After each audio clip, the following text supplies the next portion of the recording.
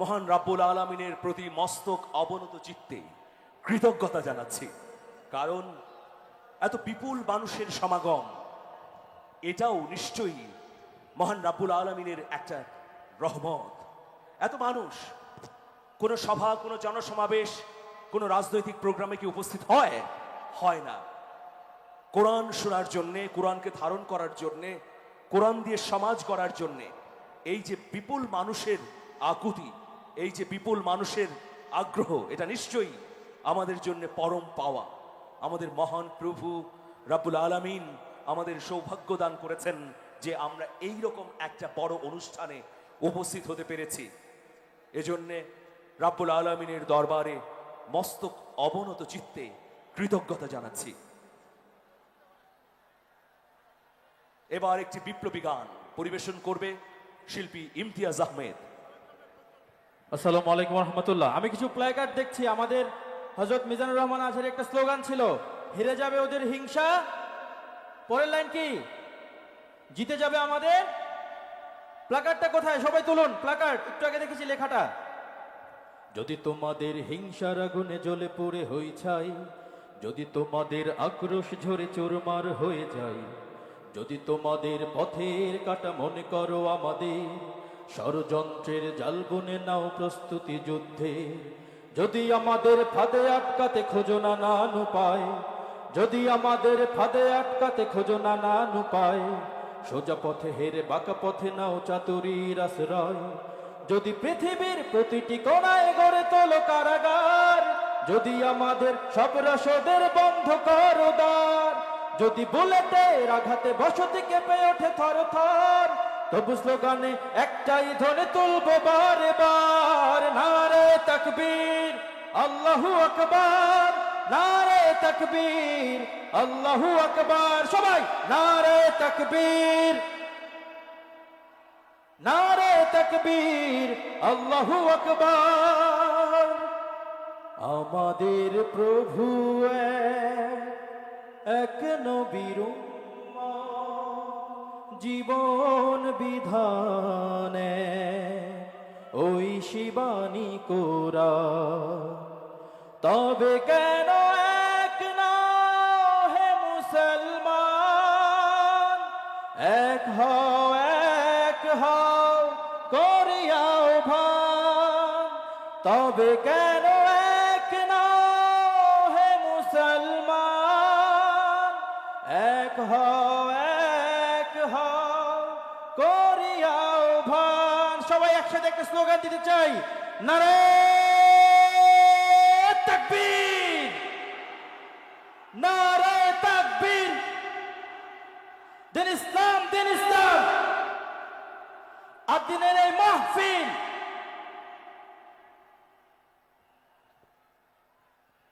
সম্মানিত ভাইয়েরা, একটি ছেলে হারিয়ে গেছে, নাম ফাহিম, শালিখা মাগুরা। যদি আশেপাশে আপনাদের আয়াতে থাকে অবশ্যই পৌঁছে দেওয়ার চেষ্টা করবেন আমাদের কন্ট্রোল রুমে। মোহাম্মদ হাবিবুল্লাহ পাওয়া গেছে, আব্দুর রশিদ সাতক্ষীরা পাটকেল ঘাটার, যার সাথে এসেছে সম্পর্কে মামা রিফাত আমাদের কন্ট্রোল রুমে আছে। আপনারা তাকে সেখান থেকে নিয়ে নিতে পারেন। সম্মানিত তাওহীদি জনতা, আমাদের লোকের এত চাপ যে আমাদের লোহার গেট ভেঙে যাওয়ার অবস্থা। দয়া করে আপনারা আর আমাদের এই গেট দিয়ে না ঢুকে আমাদের মাঠের দক্ষিণ দিকে প্রচুর পরিমাণে ফাঁকা আছে। ভাদুড়িয়া হয়ে আপনারা দক্ষিণ পাশে আসতে পারেন, যেখানে এখনো 2 লাখ লোকেরও বেশি জায়গা দেয়া সম্ভব। আপনারা এই পাশ দিয়ে চাপ দিবেন না, এবং স্বেচ্ছাসেবকদেরকে বলবো দয়া করে আপনারা তাদেরকে দিক নির্দেশনা দেন, তারা যেন ভাদুড়িয়ার ওই রাস্তা দিয়ে প্রবেশ করে তারা আমাদের মাঠের দক্ষিণ দিকে চলে আসে। সংগ্রামী তাওহীদি জনতা, আজকের এই জনস্রোত প্রমাণ করে দেয় বাংলাদেশে ইসলামী গণজোয়ার সৃষ্টি হয়েছে। যেই বাতিলেরা বাংলাদেশ থেকে ইসলামের বাতিকে নিভিয়ে দিতে চেয়েছিল, আল্লাহ রাব্বুল আলামিন তার বাণীকে সত্য প্রমাণিত করেছেন। আল্লাহ বলেছিলেন, ইউরিদুনা লিউতফিউ নূরাল্লাহি বিআফওয়াহিহিম আল্লাহু মুতিম্মু নূরিহি ওয়ালাউ কারিহাল কাফিরুন। ওরা চায় ওদের মুখের ফুৎকার দিয়ে ইসলামের আলোকে নির্বাপিত করে দেবে, কিন্তু আমি আল্লাহ রাব্বুল আলামিন চাই আমার দ্বীনের আলোকে প্রজ্বলিত করে রাখবো, তাতে যতই তাদের কলিজায় জ্বালা পোড়া হোক না কেন। কথাটা কার? আল্লাহ রাব্বুল আলামিন সেই কথার বাস্তবায়ন ঘটিয়েছেন, বলেন ঠিক কিনা? যেই যশোরে শুধু নয়, বাংলাদেশে তাফসিরুল কোরআন মাহফিল করার জন্য প্রশাসনের অনুমতি লাগতো, সেই মাহফিলে প্রশাসন অনুমতি শুধু নয়, প্রোটেকশন দিয়ে মাহফিল বাস্তবায়ন করে প্রমাণ করে দিয়েছেন আল্লাহর কথা সত্য প্রমাণিত হয়েছে। আজ হোক কাল হোক, এই বাংলার জমিনে কালেমার পতাকা পথ করে উঠবে, বাংলার জমিনে কোরআনের আইন কায়েম হবে এবং বাংলাদেশের তাওহীদি জনতা সেই আইন বাস্তবায়ন করার জন্য যদি রক্ত লাগে রক্ত দিবে, যদি জীবন লাগে জীবন দিবে। 1952-তে যেমন বুকের তাজা রক্ত ঢেলে দিয়ে প্রমাণ করেছিলাম আমরা রক্ত দিতে জানি, শহীদ হতে জানি, কিন্তু মায়ের ভাষার অধিকার ছেড়ে দিতে জানি না। 1971-এ আমরা রক্ত দিয়ে প্রমাণ করেছিলাম, ওগো পাকিস্তানি হানাদারেরা, তোমরা জেনে নাও বীর বাঙালি সম্বন্ধে, আমরা শাহজালালের সন্তান, আমরা তিতুমিরের সন্তান, আমরা সিরাজউদ্দৌলার সন্তান, আমরা মাথা নত করি না, আমরা শির দিতে জানি, আমরা রক্ত দিতে জানি, কিন্তু আমাদের শির বাতিলের কাছে নত করতে জানি না। আমরা প্রমাণ করেছিলাম রক্ত দেব, জীবন দেব, শহীদ হব, বাংলাদেশের মানচিত্রের 1 ইঞ্চি মাটি ছেড়ে দেব না। 2024-এ এসে ছাত্র জনতা রাজপথে দাঁড়িয়ে প্রমাণ করেছিল আমরা বুকে বুলেট ধারণ করতে জানি, আমাদের বুক তোমাদের সামনে উন্মুক্ত করে দিতে জানি। তোমরা আমাদেরকে বুলেট উপহার দাও আর আমরা তোমাদের পানি পান করাই, তোমরা আমাদেরকে বুলেট মারো আর আমরা তোমাদের নাস্তা করাই। আমরা রক্ত দেব, জীবন দেব, কিন্তু স্বৈরাচারের শাসন মেনে নেব না। আগামী দিন যদি ইসলামী আন্দোলনের জন্য ডাক আসে, কোরআন কায়েমের জন্য যদি ডাক আসে, দিন প্রতিষ্ঠার জন্য যদি ডাক আসে, কাফনের কাপড় যদি মাথায় বাঁধতে হয় মাথায় বাঁধবো, বুকে কোরআন নিয়ে রাজপথে থেকে রক্ত যদি দিতে হয় রক্ত দেব, শহীদ হব, রক্তের সাগরে সাঁতার কেটে কেটে রক্তাক্ত বিপ্লবী কালেমার পতাকা বাংলায় উড়াতে রাজি কারা কারা দেখতে চায়? নারায়ে তাকবীর।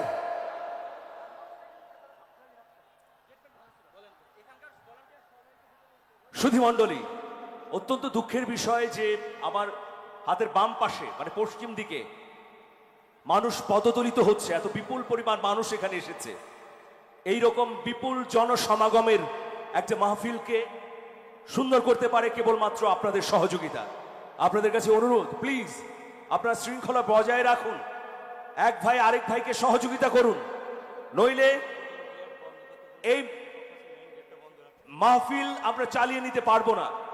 মেইন গেটে কর্তৃপক্ষ যারা আছেন, যারা অবস্থান করছেন, তাদের প্রতি অনুরোধ, প্লিজ ওই গেটটি বন্ধ করে দিন। মেইন গেটে যদি কেউ থাকেন, এই শব্দ যদি শুনে থাকেন, তাহলে আপনাদের কাছে অনুরোধ, ওই গেটটি বন্ধ করে দিন। জনস্রোতের কারণে ইতোমধ্যে মানুষ পদদলিত হয়েছে।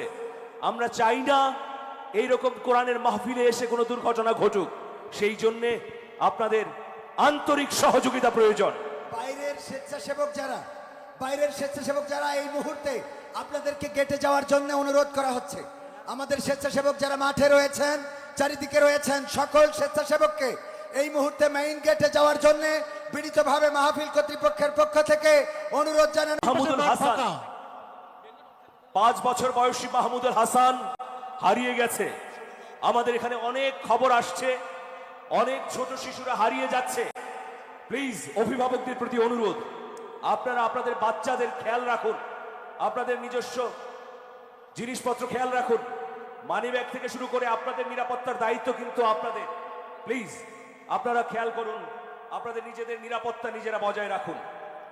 সুপ্রিয় সুধী মণ্ডলী যারা এখানে উপস্থিত হয়েছেন, জানেন যে এই ঐতিহাসিক মাহফিলটি আয়োজন করেছে আদ-দ্বীন ফাউন্ডেশন।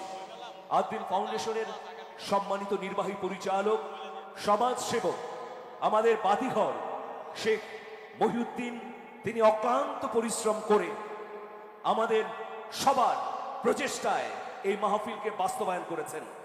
আদ-দ্বীন সকিনা মেডিকেল কলেজ হাসপাতাল, পুলেরহাট, যশোর। আপনাদের এই পাশেই এই আদ-দ্বীন সকিনা মেডিকেল কলেজ হাসপাতাল। এই হাসপাতালে 35 ছাড়ে চিকিৎসা সেবা চলছে। আপনারা যে কেউ স্বল্প মূল্যে বিশ্বের অন্যান্য রাষ্ট্রের মতো উন্নত মানের চিকিৎসা সেবা নিতে পারেন আদ্দিন সকিনা মেডিকেল কলেজ হাসপাতাল থেকে। এই হাসপাতালটি ব্যবসায়িক উদ্দেশ্যে প্রতিষ্ঠিত হয়নি। এই হাসপাতালটি মানব কল্যাণে, মানুষের প্রয়োজনে গড়ে তুলেছেন ডাক্তার শেখ মহিউদ্দিন স্যার। এই জন্যে আপনারা যারা উপস্থিত হয়েছেন, কোরআনের বাণী শোনার জন্য এসেছেন, তাফসির শোনার জন্য এসেছেন, এর পাশাপাশি আপনাদেরকে অবহিত করতে চাই যে চিকিৎসা সেবায় যারা ধুকে ধুকে দিন অতিবাহিত করছেন, তারা আদ্দিন সকিনা মেডিকেল কলেজে এসে মেডিকেল কলেজ হাসপাতালের সেবা নিয়ে আল্লাহর রহমতে আরোগ্য লাভ করতে পারেন। মাহমুদুল হাসান 5 বছর বয়সী, তার বাবা নাভারনের আকিজ কলেজের চাকরি করেন। মাহমুদুল হাসান, তার বয়স 5, হারিয়ে গেছে। যদি পেয়ে যান তাহলে কন্ট্রোল রুমে এসে যোগাযোগ করার জন্য অনুরোধ করছি। কিছুক্ষণের মধ্যেই আমরা মূল পর্বে প্রবেশ করব। আরেকটি হারানো বিজ্ঞপ্তি, ইসরাইল, বয়স 13, রামনগর, যশোর। 13 বছর বয়সী ইসরাইল নামে একটা বালক হারিয়ে গেছে। তাকে যদি আপনারা পেয়ে থাকেন, আপনাদের আশেপাশে যদি কোনো বাচ্চারা থাকে, তাহলে আপনারা তাদের খোঁজ নিন এবং আমাদের কন্ট্রোল রুমে পাঠিয়ে দিন। ইসরাইল তার নাম, এবং তার ভাইয়ের নাম হচ্ছে ইব্রাহিম। সম্মানিত ভাইয়েরা, আকিজ ফাউন্ডেশনের মাহফিল হতো আগে কোথায় মনে আছে? বেজেরডাঙ্গা। সেই মাহফিলে অঙ্গাঙ্গিভাবে জড়িত থাকতেন খুলনার ফুলতলার মানবতার ডাক্তার বলে খ্যাত আমাদের ডাক্তার মিজানুর রহমান। এসেছেন, আপনাদেরকে একটু সালাম দিবেন। প্রিয় খুলনাবাসী সহ খুলনা বিভাগের সকল জেলার আজকে যারা মাহফিল শুনতে আসছেন, তাদের সকলকে খুলনা মেডিকেল কলেজ হাসপাতালের সহকারী পরিচালক ডাক্তার মিজানুর রহমানের পক্ষ থেকে শুভেচ্ছা ও সালাম। আসসালামু আলাইকুম ওয়া রাহমাতুল্লাহি ওয়া বারাকাতুহু। আল্লামা ইকবাল তার একটি কবিতায় বলেছেন, খুদি কো কর বুলন্দ ইতনা কে হ্যায় তকদীর সে পহলে खुद खोदा बांदे से पूछे, खुद खोदा बांदे से पूछे, तेरी मेहरबानी भी जतिया है, खुद ही को कर बुलंद इतना के है तकदीर से पहले, खुद खोदा बांदे से पूछे, खुद खोदा बांदे से पूछे, तेरी मेहरबानी रे जकिया है, खुद ही को कर बुलंद इतना के हर तकदीर से पहले,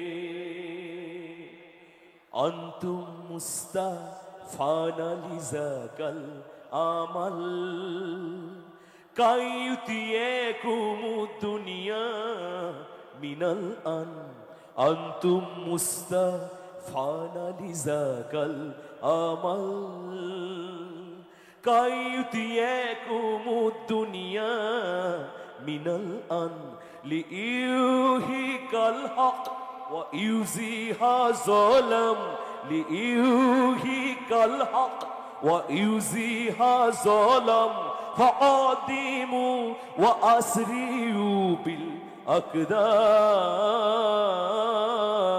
بالأقدام، يا إخوان يا إخوان يا إخوان يا إخوان، هيو هيو يا مجاهد الإسلام، هيو هيو يا مجاهد الإسلام، هيو هيو يا مجاهد الإسلام، هيو هيو يا مجاهد الإسلام، لله التكبير، الله أكبر،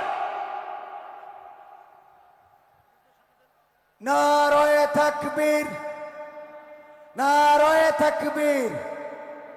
সম্মানিত ভাইয়েরা, সম্মানিত স্বেচ্ছাসেবক বৃন্দ, সবাইকে বাইরে যারা আছেন মেইন গেটে যাওয়ার জন্য আবারও বিনীতভাবে অনুরোধ জানাচ্ছি।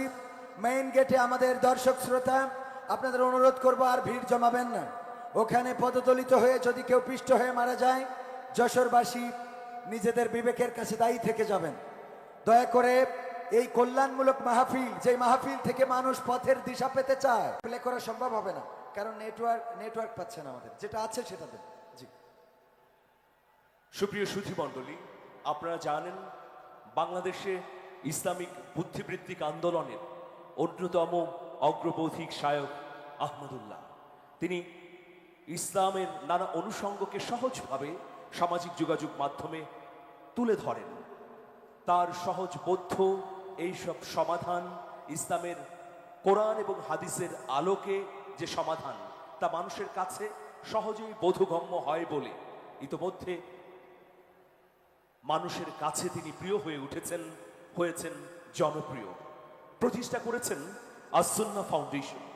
এই ফাউন্ডেশনের মাধ্যমে সারা বাংলাদেশে সেবার নানাবিধ কার্যক্রম ছড়িয়ে দিচ্ছেন শায়ক আহমদুল্লাহ হাফিজুল্লাহ। শায়ক আহমদুল্লাহ হাফিজুল্লাহর প্রতি আমাদের নিরন্তর ভালোবাসা। তিনি অত্যন্ত ব্যস্ত সময়ের মধ্যেও আমাদেরকে সময় দিয়েছেন। আজকে তিনি পবিত্র কোরআন থেকে তাফসির করবেন। আমরা তার কাছ থেকে তাফসির শুনে সেগুলো আমাদের জীবনে বাস্তবায়ন করার চেষ্টা করব। প্রিয় উপস্থিতি, আমরা এখন শায়ক আহমদুল্লাহ হাফিজাহুল্লাহর জীবনের চুম্বক অংশ দেখতে চাই। আমি তারেক ভাইয়ের প্রতি অনুরোধ করব এই তথ্যচিত্রটি চালাবার জন্যে।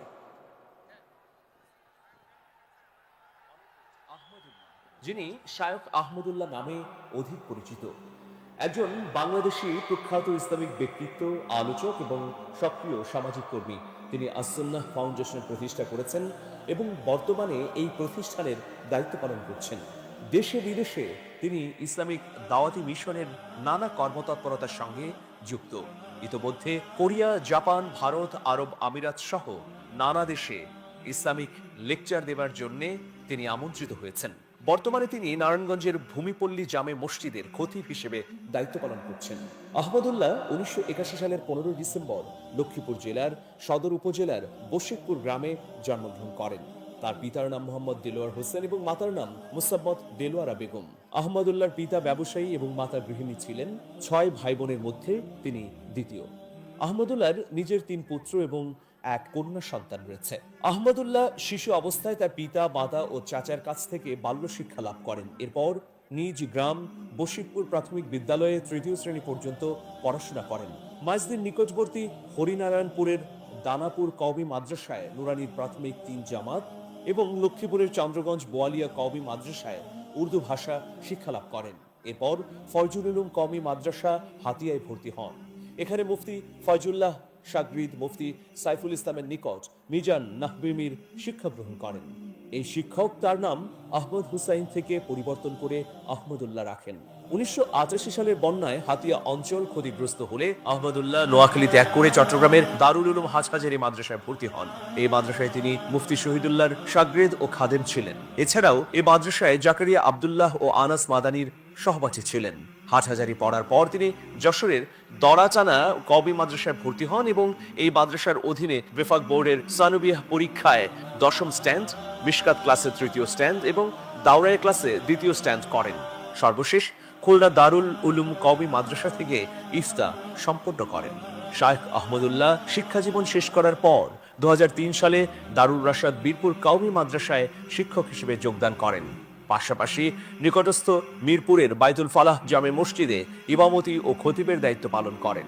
2009 সালে ঢাকা ত্যাগ করে সৌদি আরবে গমন করেন এবং ধর্ম মন্ত্রণালয়ের আওতায় পশ্চিম দাম্মাম ইসলামী দাওয়া কেন্দ্রের অনুবাদক এবং ধর্ম প্রচারক হিসেবে যোগদান করেন। তবে সেখানে 10 বছর কাজ করার পরে প্রখ্যাত ইসলামিক স্কলার খন্দকার আব্দুল্লাহ জাহাঙ্গীরের পরামর্শে বাংলাদেশে ফিরে আসেন।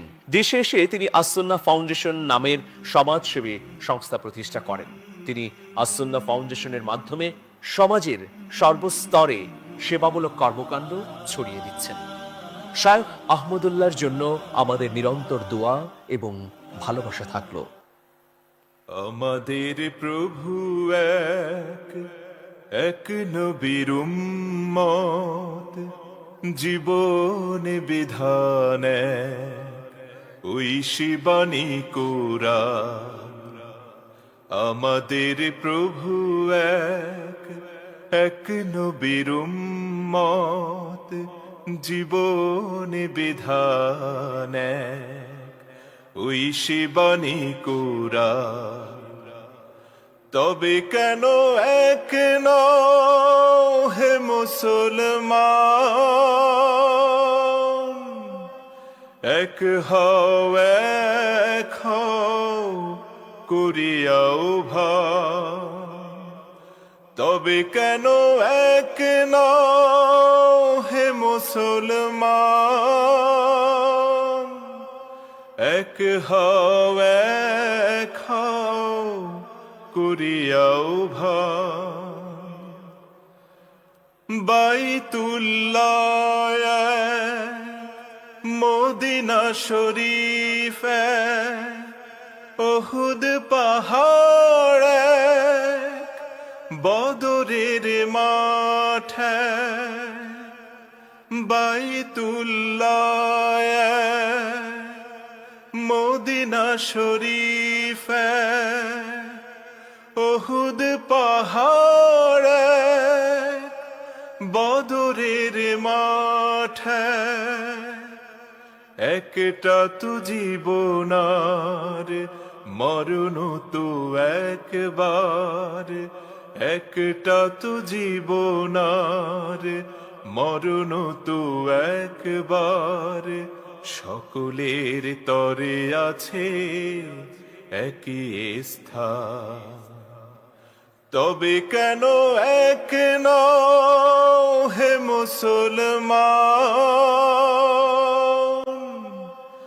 এক হও এক হও করিয়াও ভাই। তবে কেন এক নও হে মুসলমান, এক হও এক হও করিয়াও ভাই। হাসরের মাঠে মিজানের মাপে,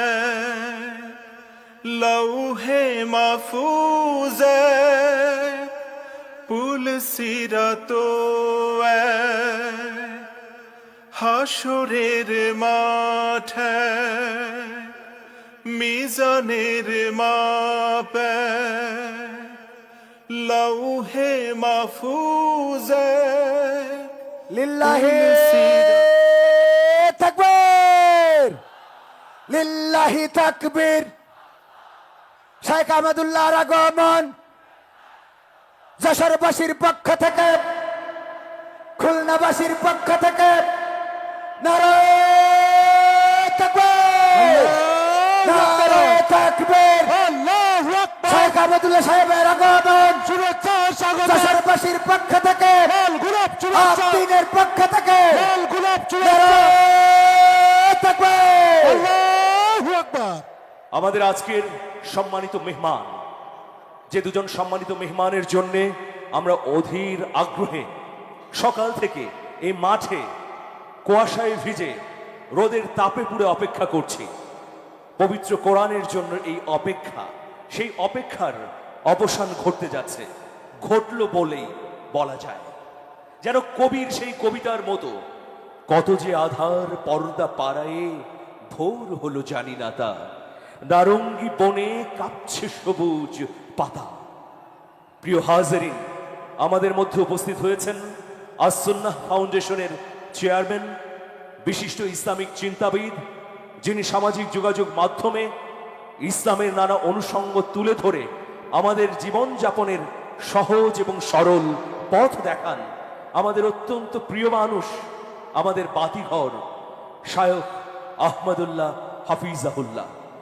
লিল্লাহে তাকবীর, লিল্লাহে তাকবীর। আজকের এই চমৎকার এবং হৃদয়গ্রাহী ঐতিহাসিক তাফসির মাহফিল যিনি বাস্তবায়ন করেছেন, আমাদের আরেক অভিভাবক, আরেক বাতিঘর ডাক্তার শেখ মহিউদ্দিন স্যারকে আমি এখানে আসার অনুরোধ করছি।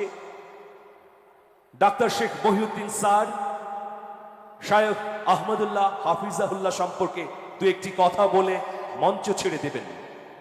আপনি পরিচয় করিয়ে দিয়ে এই মাহফিলটি শুরু করে দেন।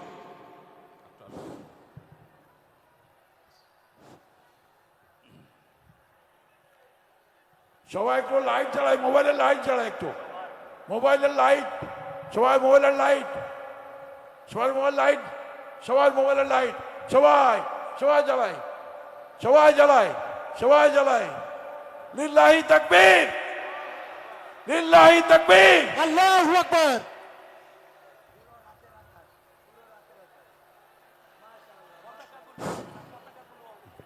পতাকাগুলো উঠাই দিন, পতাকাগুলো, পতাকাগুলো উঠাই দিন।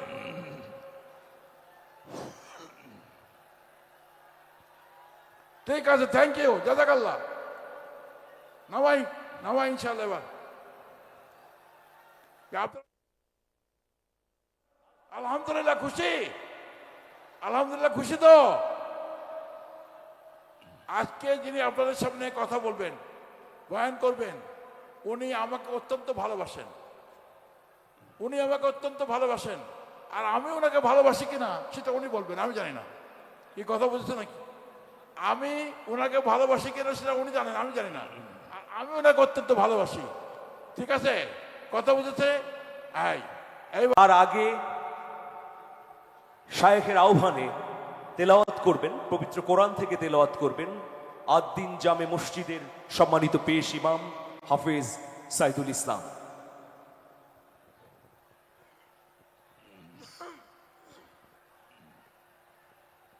السلام عليكم ورحمة الله وبركاته.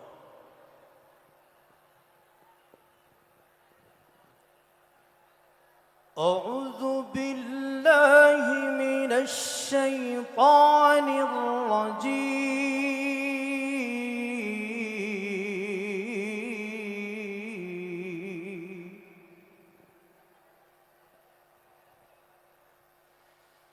بسم الله الرحمن الرحيم.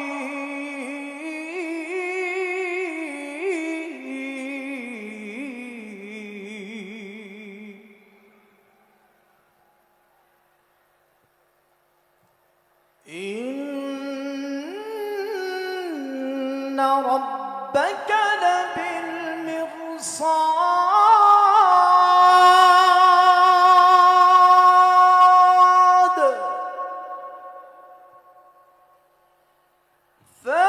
فأما الإنسان إذا ما ابتلاه ربه فأكرمه ونعمه فيقول ربي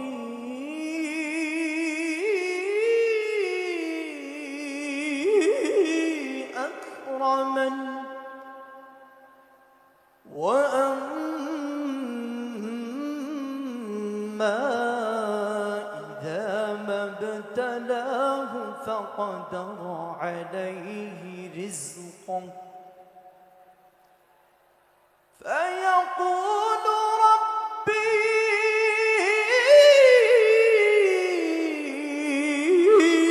أهانن. كلا بل لا تكرمون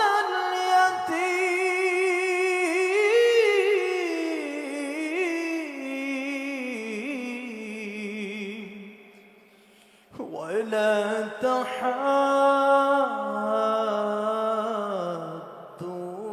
على طعام المسكين وتأكلون التراث أكلا لما وتحبون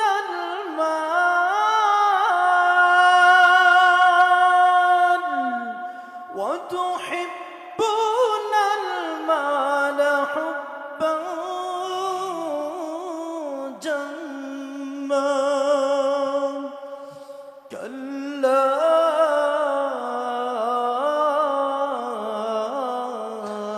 إذا دكت الأرض دكا دكا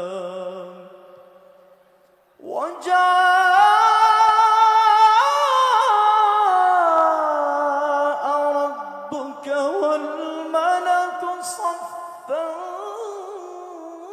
صفا وجيء يومئذ بجهنم وجيء يومئذ بجهنم يومئذ يتذكر الإنسان وأنى له الذكرى يقول يا ليتني يقول يا ليتني يقول يا ليتني قدمت لحياتي فيومئذ لا يعذب عذابه أحد ولا يوثق وثاقه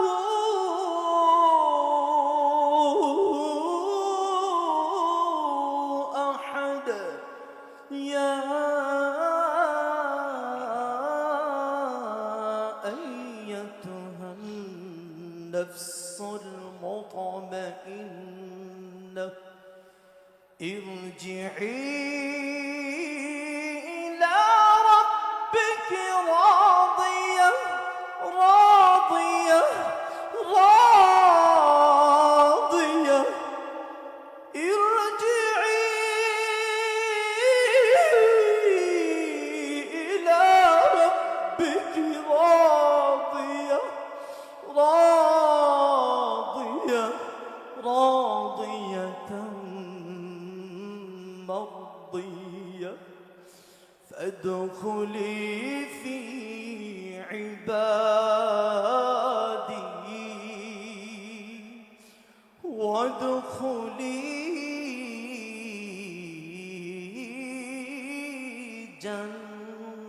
جنتي صدق الله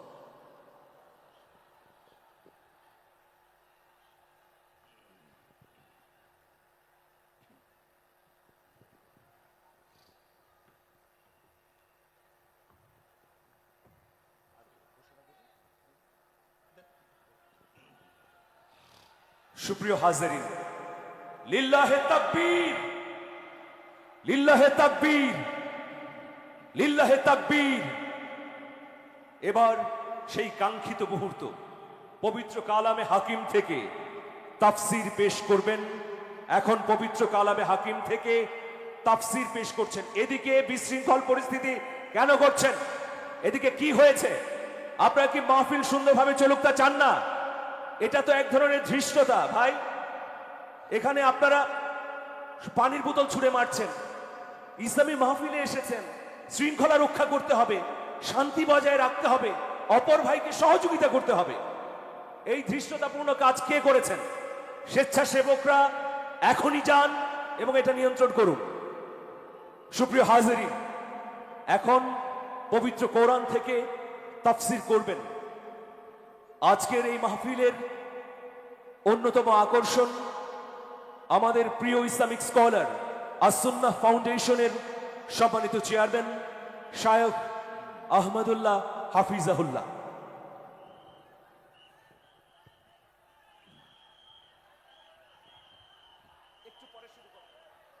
আসসালামু আলাইকুম ওয়া রাহমাতুল্লাহি ওয়া বারাকাতুহু। আপনারা সবাই ভালো আছেন? আলহামদুলিল্লাহ, আলহামদুলিল্লাহ।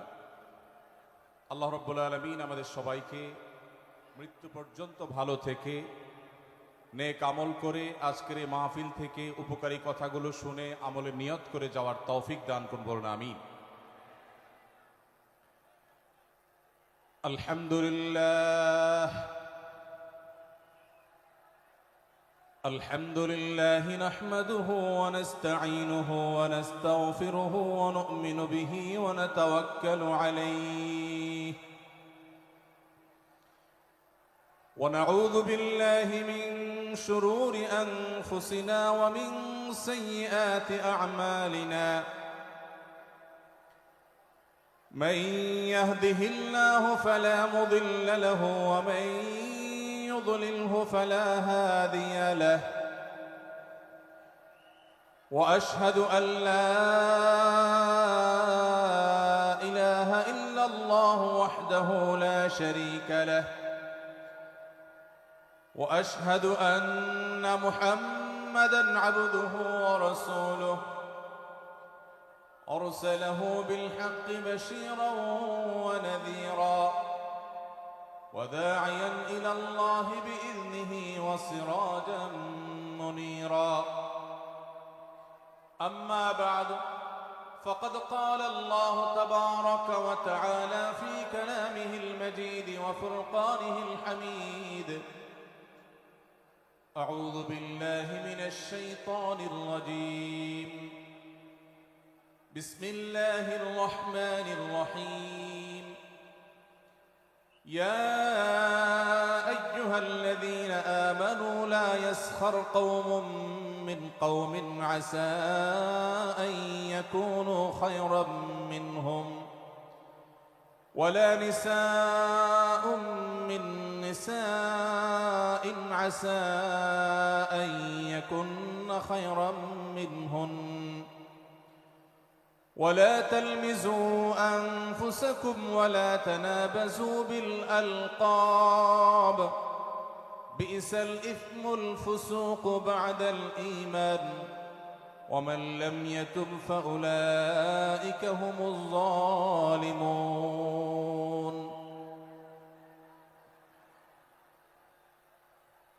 আদ্দিন ফাউন্ডেশন কর্তৃক আয়োজিত আজকের এই ঐতিহাসিক মাহফিলের সম্মানিত সভাপতি ওয়াজিবুল ইহতিরাম সম্মানিত উলামায়ে কেরাম দূর দূরান্ত থেকে আগত দেশের প্রত্যন্ত অঞ্চল থেকে আসা আমার প্রাণ প্রিয় দিন দরদি ভাইয়েরা এবং পর্দার আড়াল থেকে যে সমস্ত মা বোনরা আমাদের শুনছেন সে সকল মা ও বোনেরা আল্লাহ রাব্বুল আলামিন আমাদেরকে কোরআনে কারীম থেকে নবী করিম সাল্লাল্লাহু আলাইহি সাল্লামের হাদিস থেকে গুরুত্বপূর্ণ বক্তব্য শোনার জন্য আজ আদ্দিন সকিনা মেডিকেল কলেজ হসপিটালের এই বিশাল মাঠে সমবেত হওয়ার তৌফিক দিয়েছেন সেজন্য রব্বে কারীমের কাছে আমরা শুকরিয়া জানাই আলহামদুলিল্লাহ। সম্মানিত উপস্থিতি, এই বিশাল বড় জনসমাগম, এই বিশাল বড় ওয়াজ মাহফিল, এই মাহফিলের শৃঙ্খলা রক্ষা করার জন্য এবং মাহফিলটিকে সুচারুরূপে শেষ পর্যন্ত সমাপ্ত করবার জন্য আমাদের প্রত্যেকের সহযোগিতা প্রয়োজন। আমরা অনেকেই বেশ নীরবে নিঃশব্দে আলোচনা শুনছি, আবার এর মধ্যে আশপাশ থেকে বিভিন্ন আওয়াজ শোনা যাচ্ছে। আমি আপনাদেরকে বিনীতভাবে অনুরোধ করতে চাই, সবাই নীরবতা অবলম্বন করুন এবং সবাই শৃঙ্খলা মেনটেন করে চলুন। আমরা কিছুটা অসুবিধা অনুভব করছি, হয়তো অনেকে দেখতে পাচ্ছি না, কিন্তু বিশাল বড় মনিটর আছে, অনেকগুলো মনিটর, এলইডি মনিটর রাখা আছে। অতএব আমরা যদি একটু ধৈর্য ধারণ করি, মনোযোগ দিয়ে কথা শুনি, তাহলে সেটা আমাদের উপকারে আসবে ইনশাআল্লাহ। আজকের এই মাহফিলে আসার আমাদের যে মূল উদ্দেশ্য, কোরআন এবং হাদিস থেকে আলো গ্রহণ করা, আমাদের জীবনকে কোরআনের আলোতে আলোকিত করা, আল্লাহ এবং তার রাসূল সাল্লাল্লাহু আলাইহি ওয়াসাল্লামের আদর্শে আমাদেরকে আদর্শবান হিসাবে গড়ে তোলা। আমরা সে আদর্শের সঠিক শিক্ষা গ্রহণ করবার প্রয়োজনে প্রত্যেকে ধৈর্য ধারণ করি, সবর করি এবং যে সমস্ত অসুবিধাগুলো আমাদের হচ্ছে, অনেকে দেখতে পাচ্ছেন না, সে অসুবিধাগুলো আজকের এই মাহফিলটি এই মাঠের প্রথম মাহফিল। ইনশাআল্লাহ কর্তৃপক্ষ পরবর্তীতে এই মাহফিল যখন আয়োজন করবে, আমরা আশা করব তারা এবারের ভুলগুলো শুধরে নিয়ে পরবর্তীতে দর্শকদের কোনো অসুবিধা যেন না হয় সেই দিকটি তারা বিবেচনা করবেন। আমি আপনাদেরকে ধৈর্য ধারণ করার অনুরোধ করছি। আপনারা সবাই সবর করে, ধৈর্য ধারণ করে, নীরবে নিঃশব্দে আলোচনা শুনুন। আল্লাহ আমাদের সবাইকে তৌফিক দান করুন। আমাদের আশেপাশে যারা কথা বলছেন, যারা শব্দ করছেন, সে সমস্ত ভাইদেরকে আশপাশে ভাইয়েরা অনুরোধ করে, অনুনয় বিনয় করে, শক্ত ভাষায় নয়, কোমলতার সাথে, বিনম্রতার সাথে অনুরোধ করে তাদেরকে আমরা করজোড় করে, অনুরোধ করে, রিকোয়েস্ট করে তাদেরকে আমরা নীরব করি, নিঃশব্দ করি এবং নীরবে ওয়াজ এবং আলোচনা শোনার পরিবেশ যেন তারা করেন, সেজন্য তাদেরকে সহযোগিতা করি। মাশাআল্লাহ, অনেকখানি নিস্তব্ধ হয়েছে। বাকি যে আওয়াজ হচ্ছে সেটাও আমরা বন্ধ করার চেষ্টা করি। কোরআনের মজলিসে, কোরআনের আলোচনার মজলিসে যদি বিশৃঙ্খলা করা হয়, আলোচনা করা হয়, কথাবার্তা বলা হয়, অন্যকে শুনতে অসুবিধা সৃষ্টি করা হয়, তাহলে সেটা আলাদা একটা গুনাহের কাজ, যেটা ওয়াজের প্যান্ডেলে বসে এই গুনাহের কাজ কোন অবস্থাতে আমরা করতে পারি না। সেজন্য আমরা আশা করব শেষ পর্যন্ত ইনশাআল্লাহ আজকে এই 3 দিন ব্যাপী তাফসীর কোরআন মাহফিলের শেষ দিন, একেবারে শেষ মুহূর্ত পর্যন্ত আমরা নীরব নিস্তব্ধ হয়ে আলোচনা শুনব। সারা দেশে যত শত সহস্র মাহফিল হচ্ছে, আজকের এই মাহফিল নানা কারণে অনন্য এবং একটা বিশেষ দৃষ্টান্ত স্থাপন করেছে। আজকের এই মাহফিলের অন্যতম বৈশিষ্ট্য হলো যে এই মাহফিলে গতানুগতিক মাহফিলগুলোর মতো গভীর রাত পর্যন্ত আলোচনা হয় না। এটি একটি ভালো দিক এবং একটি আদর্শ মাহফিলের অন্যতম পূর্ব শর্ত। গভীর রাত পর্যন্ত দূর দূরান্তে মাইক লাগিয়ে ওয়াজ মাহফিল আয়োজন করা কোনো আদর্শ মাহফিলের চিত্র হতে পারে না। সেই বিচারে, সেই দৃষ্টিকোণ থেকে আদ্দিন ফাউন্ডেশনের আজকের এই মাহফিলটি অত্যন্ত চমৎকার এবং অসাধারণ মাহফিল। কারণ এই মাহফিলের গত 2 দিনের খবর আমি নিয়েছি এবং আজকের দিন সম্পর্কে আমি জেনেছি যে গভীর রাত পর্যন্ত এবং দূর দূরান্ত পর্যন্ত মাইক লাগিয়ে মানুষকে ডিস্টার্ব করার মতো মাহফিল এখানে হচ্ছে না। এটি একটি ভালো দিক। দ্বিতীয়ত হলো, ওয়াজ মাহফিল থেকে শুধুমাত্র ওয়াজ বা আলোচনা নয়, এখান থেকে দ্বীনি বই পুস্তক, কোরআন এবং হাদিসের আলোকে রচিত যে সমস্ত ধর্মীয় বই পুস্তক আমাদের প্রয়োজন হয়, সেই সমস্ত বইয়ের প্রয়োজন মেটাবার জন্য আপনারা জানেন এখানে 20-25টি বুক স্টলের ব্যবস্থা করা হয়েছে। বিশাল বড় বই মেলার আয়োজন করা হয়েছে। অর্থাৎ জ্ঞান বিতরণের 2টি মাধ্যম এখানে একসঙ্গে পাওয়া যাচ্ছে। আমরা কোরআন থেকে আলোচনা শুনছি, আবার কোরআন হাদিসের আলোকে রচিত বই পুস্তক আমরা সাথে নিয়ে যেতে পারছি। এটিও এই মাহফিলের একটি বিশেষ বৈশিষ্ট্য। তৃতীয়ত হলো, আমাদের মা বোনদের প্রবেশ পথ, তাদের অবস্থান, এগুলোকে এতটাই স্বাতন্ত্র্য করা হয়েছে, এতটাই এগুলোকে সেপারেট করা হয়েছে যে সেগুলো তাদের প্রাইভেসি, তাদের পর্দার যে বিধিবিধান, তাদের যে ব্যক্তিত্ব, তাদের যে অন্যান্য দিকগুলো আছে সেগুলোকে খুব ভালোভাবে মেনটেন করা হচ্ছে। এটিও একটি আদর্শ মাহফিলের গুরুত্বপূর্ণ দিক। আজকাল অনেক ওয়াজ মাহফিলে মা বোনদের জন্য ওয়াজ শোনার ব্যবস্থা রাখা হয়, কিন্তু সেই সমস্ত ওয়াজ মাহফিলে মা বোনদের পর্দা সুন্দরভাবে সুচারুরূপে তারা আসা এবং নিরাপত্তার সাথে আবার ফিরে যাওয়ার মতো পৃথক আসা যাওয়ার রাস্তা ইত্যাদির ব্যবস্থা করা হয় না, যা বহুবিধ ফিতনার কারণ হয়ে থাকে। আজকের এই মাহফিলটিতে সেই দৃষ্টিকোণ থেকে একটি অনন্য দৃষ্টান্ত স্থাপিত হয়েছে যে মা বোনদের জন্য পৃথক ওয়াজ শোনার ব্যবস্থা এবং রাস্তাঘাট পৃথক, যাতে করে তারা তাদের সেই পর্দার বিধিবিধানগুলো মেনটেন করে চলতে পারেন। এই জন্য আমি কর্তৃপক্ষকে বিশেষভাবে ধন্যবাদ দিতে চাই। সেই সাথে আজকের একটা মাহফিলের সম্পূর্ণ নতুন দিক যুক্ত হয়েছে, যেটা আপনারা দেখেছেন, তা হলো প্রত্যেক আলোচক আলোচনা করার আগে তার বায়োগ্রাফি পেশ করা হচ্ছে, তার জীবন বৃত্তান্ত পেশ করা হচ্ছে এবং সংক্ষেপে তার সম্পর্কে ধারণা দেওয়া হচ্ছে। এটিও একটা চমৎকার দিক এবং আমার জানা মতে বাংলাদেশের যে কোনো মাহফিলে এটি প্রথম দৃষ্টান্ত। সেই সাথে এই মাহফিলে আগত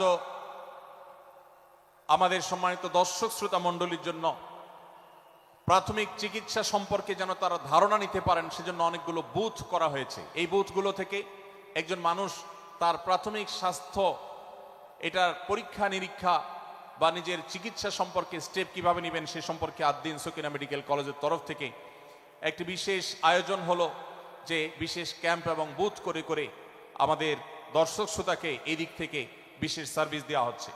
পর্যাপ্ত টয়লেটের ব্যবস্থা করার কথা আমি শুনতে পেরেছি, জানতে পেরেছি, এবং বক্তাদের, আলোচকদের বিভিন্ন উক্তি সম্বলিত ফেস্টুন আমি দেখেছি, যেটা অত্যন্ত নতুন একটা দিক। যদিও সেখানে বক্তাদের ছবি না থাকলে, প্রিন্টেড ছবি না থাকলে সেটা ভালো ছিল। আমি আশা করব কর্তৃপক্ষ সেটি পরবর্তীতে খেয়াল রাখবেন। সেই সাথে আমি একটি বিশেষ অনুরোধ তাদেরকে করেছি, তা হলো এই 3 দিন ব্যাপী তাফসিল কোরআন মাহফিলে আলোচকগণ কোরআন এবং হাদিস থেকে যে সমস্ত আলোচনা বক্তব্য পেশ করেছেন এবং করবেন, তার সবগুলোর সামারি একটি স্মারক গ্রন্থ আকারে যদি প্রকাশ করা হয়, একটি স্মারক পুস্তিকা আকারে প্রকাশ করার পর যদি এটি বিতরণ করা হয়, তাহলে মাহফিলটি হারিয়ে যাবে না, মাহফিলটি আমাদের ঘরে ঘরে থেকে যাবে, আমাদের জীবনকে আলোকিত করবে।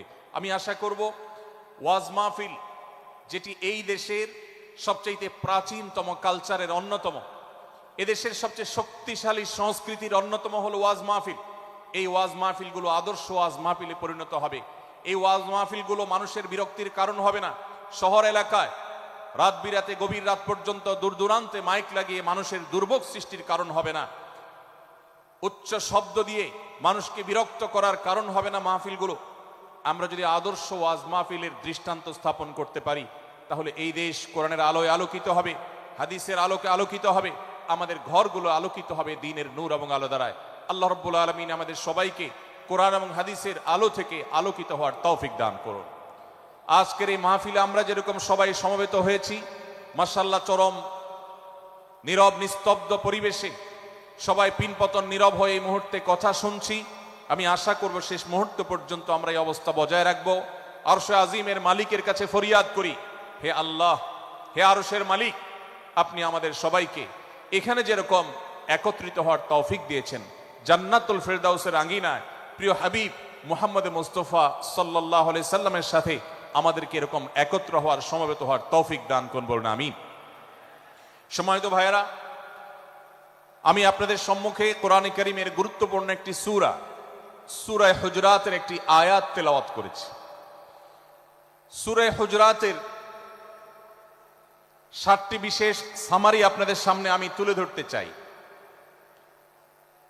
এই সূরার বিশেষ তাৎপর্য, এই সূরার যে বিশেষ বার্তা, আজ বাংলাদেশের যে সমাজ বাস্তবতা রয়েছে, সেই সমাজ বাস্তবতায় সূরাতুল হুজরাত প্রতিটি ঘরে ঘরে প্রত্যেক মুসলমানকে বারবার পাঠ করা, পুনর্পাঠ করা প্রয়োজন। আমার রব, আমার আল্লাহ যদি আমাকে শক্তি সামর্থ্য দিতেন, আমি আমার দেশের প্রত্যেক মুসলিম ভাইকে, বোনকে হাত জোড় করে, অনুরোধ করে, অনুনয় বিনয় করে সূরাতুল হুজরাতের শুরু থেকে শেষ পর্যন্ত যে 18টি আয়াত রয়েছে, এই 18 আয়াতে ঐতিহাসিক যে 7টি বিশেষ বার্তা রয়েছে, সে বার্তাগুলো গ্রহণ করবার উদ্দেশ্যে বারবার অর্থ সহকারে সূরাতুল হুজরাত বুঝে বুঝে পড়ার, এর তাফসীর দেখার, এর সামারিকে বারবার জানার জন্য আমি অনুরোধ করতাম। আল্লাহ তাআলা আমাদের সবাইকে সূরাতুল হুজরাত এর আলো দ্বারায় সবাইকে আলোকিত হওয়ার তৌফিক দান করুন।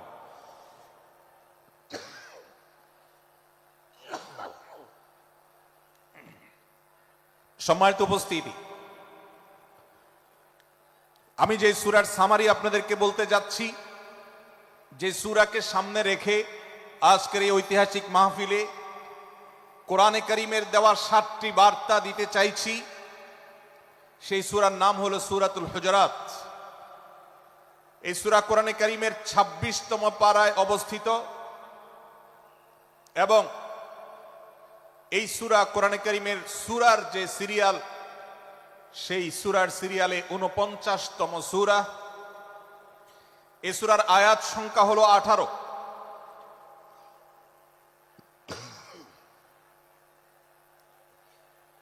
এই সূরার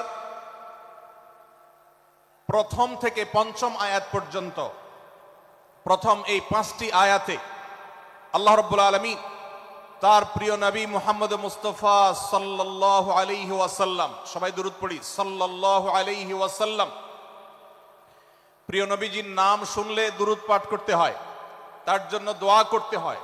কারণ আল্লাহর হাবিব সাল্লাল্লাহু আলাইহি ওয়াসাল্লাম তার সমগ্র জীবনকে যে কষ্টের মধ্যে পার করেছেন, তার সমগ্র জীবনকে উৎসর্গ করেছেন, তা আপনার আমার হেদায়েতের জন্য, গোটা বিশ্ব মানবতার মুক্তির প্রয়োজনে। যিনি তার জীবনকে, যৌবনকে শেষ করে দিয়েছেন, তার সমগ্র জীবনে কখনো ভোগ, উপভোগ এটিকে কখনো তিনি প্রশ্রয় দেননি, প্রাধান্য দেননি। দিনাতিপাত করেছেন অত্যন্ত কষ্টের সাথে, শত সহস্র বাধার সম্মুখীন হয়েছেন, শুধুমাত্র কিয়ামত পর্যন্ত আগত সকল মুসলিম নরনারীর কাছে যেন কোরআনের বার্তা পৌঁছে যায়, সবাই যেন হেদায়েত প্রাপ্ত হয়ে যায়, সবাই যেন মুক্তি প্রাপ্ত হয়ে যায়, সবাই যেন জান্নাতি হয়ে যায়, সবাই যেন জাহান্নাম থেকে মুক্তি লাভ করে। এই উদ্দেশ্যে তার সমগ্র জীবনকে তিনি উৎসর্গ করেছেন। আমাদের হেদায়েতের জন্য, আমাদের কল্যাণের পথে আহ্বানের জন্য, আমাদের জান্নাতে নেওয়ার জন্য, যার সমগ্র জীবনে কখনো ভোগ উপভোগকে প্রশ্রয় দেননি, কষ্টে নিপতিত হয়েছেন। তিনি চাইলে মক্কার রাজত্ব করতে পারতেন, তিনি চাইলে মক্কার সবচেয়ে ভোগী মানুষ হতে পারতেন, কিন্তু সেটা না করে তিনি যে ত্যাগের দৃষ্টান্ত স্থাপন করেছেন, প্রিয় নবী মুহাম্মদ সাল্লাল্লাহু আলাইহি সাল্লামের সেই অবদানের স্বীকৃতি স্বরূপ আমরা তার নাম যখনই শুনবো সাল্লাল্লাহু আলাইহি সাল্লাম বলে তার প্রতি আল্লাহর রহমত যেন, অনুগ্রহ যেন নাজিল হয় সেজন্য দোয়া করব। আল্লাহ তাআলা তার হাবিবকে রহমত এমনিতেই দান করবেন, আপনি আর আমি তার জন্য রহমতের দোয়া করার মধ্য দিয়ে আমরা সৌভাগ্যবান মানুষের কাতারে শামিল হতে পারবো। তো আমি যেটি বলছিলাম, সূরাতুল হুজুরাতের 1 থেকে 5 নম্বর আয়াত পর্যন্ত এই 5টি আয়াতে আল্লাহ রাব্বুল আলামিন প্রিয় নবী সাল্লাল্লাহু আলাইহি সাল্লামের সাথে আদব এবং শিষ্টাচারের শিক্ষা দিয়েছেন মানব জাতিকে। এবং আল্লাহ রাব্বুল আলামিন ঈমানদারদেরকে পরম মায়ার সাথে ডেকে, ইয়া আইয়ুহাল্লাযীনা আমানু, হে ঈমানদারগণ, এই ডাকে আল্লাহ তাআলা ডেকে বলেছেন, লা তুকাদ্দিমু বাইনা ইয়াদাইল্লাহি ওয়া রাসূলিহি, তোমরা আল্লাহ এবং তার রাসূলের সামনে আগ বেড়ে কোনো কথা বলবে না, আগ বেড়ে কোনো কাজ করবে না। একজন ঈমানদার, একজন মুসলমান, তার এই শিষ্টাচারের শিক্ষা তার জীবনে ধারণ করতে হবে। যখনই আল্লাহ কোনো কথা বলেছেন, আল্লাহ রাসূল সাল্লাল্লাহু আলাইহি সাল্লাম কোনো কথা বলেছেন, এটি নিশ্চিত হতে পারবো আমরা, তখন একজন ঈমানদার আর কখনো সেটার উপর কোনো কথা বলবে না, আগ বেড়ে কোনো কিছু করবে না, কোনো প্রকার সীমা লঙ্ঘন করবে না। ক্বাল আল্লাহ ক্বাল রাসূল, আল্লাহ বলেছেন, আল্লাহ রাসূল বলেছেন, এটি শোনার পর সে তার আপদ মস্তককে সারেন্ডার করবে, সে নিজেকে আত্মসমর্পণ করবে। এরপর তার কোনো যুক্তিকে, কোনো বুদ্ধিকে, তার কোনো মতামতকে সে সেখানে আর দাঁড় করাবার চেষ্টা করবে না। এটা একজন শিষ্টাচার বিশিষ্ট ঈমানদারের বৈশিষ্ট্য। কোরআন এই শিক্ষা আমাদেরকে দিয়েছে। ভাইরা আমার, এই শিক্ষাকে ধারণ করে আমরা যারা নিজেদেরকে মুসলমান দাবি করছি, আমাদের সম্মানীয় যারা আছেন, আল্লাহকে যেরকম আমরা সম্মান করি, আল্লাহ রাসূলকে যেরকম সম্মান করি, ঠিক একইভাবে আমাদেরকে যে সমস্ত মানুষগুলোকে সম্মান করার নির্দেশ করা হয়েছে, ওলামা একরাম রয়েছেন, আমাদের বাবা মা, বয়সে বড়, শিক্ষিত, এবং যারা আমাদের শিক্ষক বৃন্দ আছেন, এভাবে যারা আমাদের সম্মানের পাত্র আছেন, সে মানুষগুলোর সামনে আগ বেড়ে যেন কোনো কিছু না করি। সে আগ বাড়াটা কথার ক্ষেত্রে হতে পারে, চলার ক্ষেত্রে হতে পারে, আচরণের ক্ষেত্রে হতে পারে। এই শিষ্টাচারের শিক্ষা সূরা হুজুরাতের প্রথম আয়াতে আমাদেরকে দেয়া হয়েছে। প্রিয় ভাইরা আমার, আমাদের সমাজে আজ যে সমস্ত ভালো গুণের দুর্ভিক্ষ চলছে, ক্রাইসিস চলছে, অভাব চলছে, এর মধ্যে অন্যতম হলো আজ শিষ্টাচারের অভাব। আমাদের সমাজের চতুর্দিকে আপনি দেখতে পাবেন পরিলক্ষিত হচ্ছে। আমাদের শিশু থেকে নিয়ে কিশোর, যুবক থেকে নিয়ে মধ্যবয়স্ক, সকল শ্রেণী মানুষের মধ্যে আজ আদব এবং শিষ্টাচারের ভয়াবহ অভাব আমরা দেখতে পাচ্ছি। বিশেষ করে পশ্চিমা সংস্কৃতিকে আমাদের এই স্বদেশে, আমাদের এই মুসলমানদের সমাজে জোর করে পুশ করাবার, সে সমস্ত এজেন্ডাকে বাস্তবায়ন করবার যে প্রচেষ্টা এদেশের এক শ্রেণীর মানুষকে করতে দেখা যায়, তারা এদেশের সমাজের খাঁজে বাজে থাকা ইসলামের কৃষ্টি, কালচার এবং সংস্কৃতিগুলোকে ধুয়ে মুছে পরিষ্কার করবার জন্য শত সহস্র উদ্যোগ নিয়েছে। আমাদেরকে কোরআনের শিক্ষা ধারণ করে, কোরআনের শিক্ষাকে প্রচার করে, কোরআনের শিক্ষাকে প্রতিষ্ঠিত করে ব্যক্তির মধ্যে, ঘরে, পরিবারে, সমাজে, রাষ্ট্রে, সংবিধানে, আইনে, সংসদে, সর্বত্র কোরআনের শিক্ষাকে বাস্তবায়ন করে সেই সমস্ত বিন্দেশী অপসংস্কৃতি চাপিয়ে দেওয়ার ষড়যন্ত্রকে মোকাবেলা করতে হবে ইনশাআল্লাহ। ভাইরা আমার, আর সেজন্য সূরা হুজরাতের এই শিষ্টাচারের শিক্ষা আমাদের জীবনে খুবই গুরুত্বপূর্ণ। আমরা যখনই কোনো সম্মানীয় ব্যক্তির কাছে আমরা থাকব, তাদের কথার উপরে কথা বলা, তাদের সাথে তর্ক করা, তাদের সামনে আগ বেড়ে কথা বলা, এমনকি তারা যখন চলবেন তাদের সামনে সামনে হাঁটা, এই সবগুলো কোরআনের এই শিষ্টাচারের যে শিক্ষা আছে এর পরিপন্থী। প্রিয় নবী সাল্লাল্লাহু আলাইহি সাল্লামের সময়কার একটি ঘটনা, এক ব্যক্তি তার বাবার সাথে হেঁটে যাচ্ছিলেন, বোঝা যাচ্ছিল না যে তাদের মধ্যে বাবাকে সন্তানকে। অনেক সময় বাপ সন্তানের বাহ্যিকভাবে দেখে বোঝা যায় না, এরকম কোনো কোনো ক্ষেত্রে হয়। জিজ্ঞেস করা হলো তাদেরকে, তোমাদের মধ্যে বাবাকে সন্তানকে? বলা হলো যে অমুক বাবা অমুক সন্তান। তখন নির্দেশনা দেওয়া হলো যে সন্তান তার হাঁটা এবং চলার মধ্য দিয়ে এই বিনয়ের প্রকাশ ঘটাতে হবে, আনুগত্যের প্রকাশ ঘটাতে হবে, সম্মান এবং শ্রদ্ধার প্রদর্শন করতে হবে, যার মধ্য দিয়ে বোঝা যায় যে কে সন্তান আর কে বাবা, এর জন্য জিজ্ঞেস করতে না হয়। আজ আমাদের যারা তরুণ আছি, আমরা যুবক আছি, আমরা অনেকেই পশ্চিমা সংস্কৃতি দ্বারা প্রভাবিত হয়ে আমরা শিষ্টাচারের এই গণ্ডি এবং সীমানা পার হয়ে চলে গেছি। কোরআন আমাদেরকে শিষ্টাচারের শিক্ষা দিচ্ছে যে আমরা সিনিয়রদের সামনে বিনয়ের সাথে আচরণ করব, তাদের সামনে সামনে চলা থেকে বিরত থাকব, যথাসম্ভব তাদেরকে অনুসরণ করার চেষ্টা করব, তাদের সাথে কথা হবে, তাদের আগ বেড়ে কথা হবে না, তাদের কোনো জিজ্ঞাসা থাকলে সেটার উত্তর হবে বিনয়ের সাথে। এই শিষ্টাচারের শিক্ষা আমাদেরকে দেয়া হয়েছে। এবং একইভাবে সূরা হুজরাতের প্রথম বার্তার মধ্যে নবী সাল্লাল্লাহু আলাইহি সাল্লামের সাথে আরেকটি শিষ্টাচার শেখানো হয়েছে, তা হলো আল্লাহ রাব্বুল আলামিন আমাদের কণ্ঠকে, আমাদের আওয়াজকে, আমাদের কথাকে নবী সাল্লাল্লাহু আলাইহি সাল্লামের কথার চাইতে যেন আগ বেড়ে না যায়, তার চাইতে যেন উঁচু কণ্ঠে আমরা কথা না বলি, তার চাইতে যেন উচ্চ স্বরে কথা না বলি, সেই শিক্ষা দিয়েছেন, সেই শিষ্টাচারের শিক্ষা আমাদেরকে দেওয়া হয়েছে। ভাইরা আমার, প্রিয় নবী সাল্লাল্লাহু আলাইহি সাল্লামের সাহাবীরা নবী সাল্লাল্লাহু আলাইহি সাল্লামের প্রতি আদব এবং শিষ্টাচার এত বেশি প্রদর্শন করতেন যে নবী করিম সাল্লাল্লাহু আলাইহি সাল্লামের প্রতি এই শিষ্টাচারের কথা যখন বলা হয়, সাহাবীরা অনেকে নবী করিম সাল্লাল্লাহু আলাইহি সাল্লামের সাথে কথা বলতে রীতিমতো ইতস্তত বোধ করছিলেন যে কিভাবে কথা বলবো, না জানি জোরে হয়ে যায় এবং তাতে না জানি আমি বেয়াদবের কাতারে শামিল হয়ে যাই, শিষ্টাচার বহির্ভূত কাজ করে ফেলি। এবং আল্লাহ তাআলা যে সতর্কীকরণ করেছেন সূরা হুজরাতের এই 1 থেকে 5 নম্বর আয়াতের মধ্যে, তার আওতায় আমি না জানি পড়ে যাই। তখন সাহাবায়ে কেরাম বিনয় এবং বিনম্রতা অবলম্বন করেছেন এবং তারা একরকম বিপাকে পড়ে গেছেন। এতটা তারা সভ্য ছিলেন, এতটা তারা নম্র ছিলেন, এতটা তারা বিনম্র আচরণ করতেন নবীজির সাথে। ভাইরা আমার, এই বিষয়টিও আমরা শুধুমাত্র আমাদের প্রিয় নবীজির জন্য নয়, এটি আমাদের মা বাবা, আমাদের সম্মানের পাত্র যারা আছেন, আমাদের বয়সে যারা সিনিয়র আছেন, তাদের সামনে কথা বলার সময় আমরা মেনটেন করে চলবো। অর্থাৎ আমরা উচ্চ কণ্ঠে তাদের সামনে কথা বলবো না। এই মাহফিলে এখনো শত শত হাজারো মানুষ হয়তো এমন আছেন যারা মায়ের সামনে, বাবার সামনে, বড় ভাইয়ের সামনে, শিক্ষকের সামনে, সিনিয়রদের সামনে, মুরব্বীদের সামনে, ওলামাদের সামনে উচ্চ কণ্ঠে কথা বলেন। প্রিয় ভাইরা আমার, আমরা মুসলমানদের সন্তান, আমরা মুহাম্মদ সাল্লাল্লাহু আলাইহি সাল্লামের উম্মত, আমরা আবু বকর, ওমর, ওসমান, আলী রাদিয়াল্লাহু আজমাইনের অনুসারী, আমরা কোরআনের অনুসারী। কোরআনের অনুসারী কখনো বেয়াদব হতে পারে? কোরআনের অনুসারী কখনো বেয়াদব হতে পারে?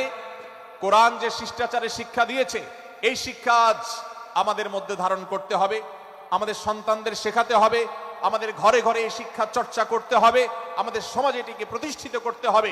পশ্চিমা সংস্কৃতির যে ছোবল, সে ছোবল আমাদের সন্তানদেরকে আজকাল অনেক ক্ষেত্রে বেয়াদবে পরিণত করছে, তাদের অনেক সময় শিষ্টাচার থেকে বের করে দিচ্ছে। তারা কখনো স্বাধীনতার নামে, কখনো মত প্রকাশের নামে, কখনো বিভিন্ন নামে তারা কিন্তু হারিয়ে যাচ্ছে।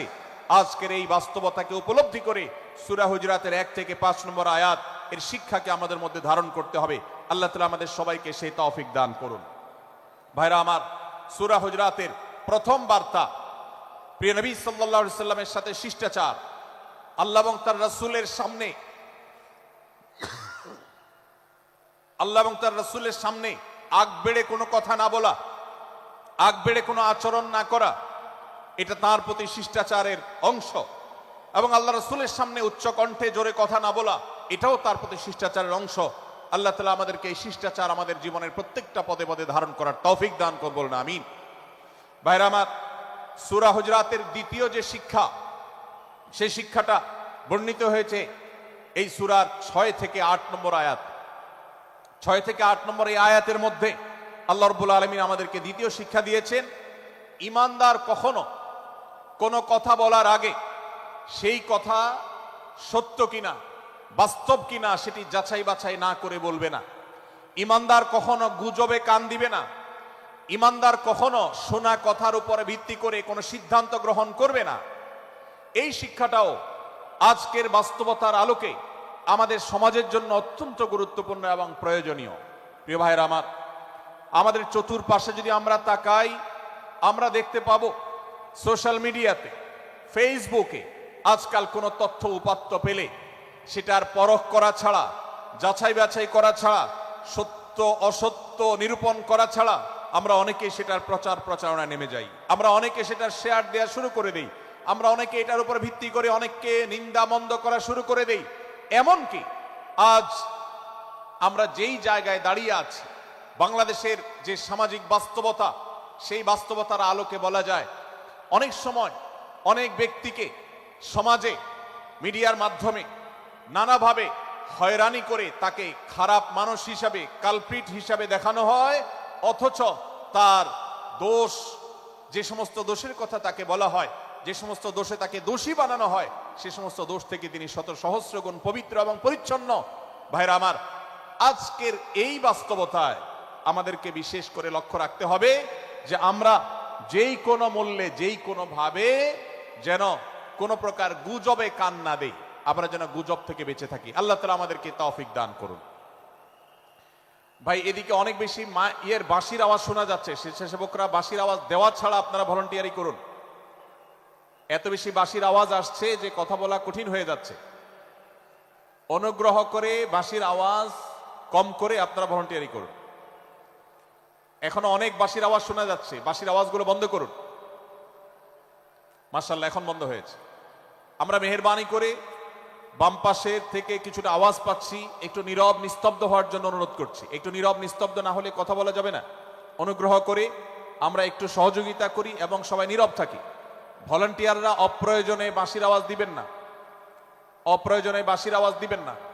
আমাদের দেশে শব্দ দূষণ, শব্দ সন্ত্রাস, এটা এই দেশের কমন কালচার হয়ে গেছে।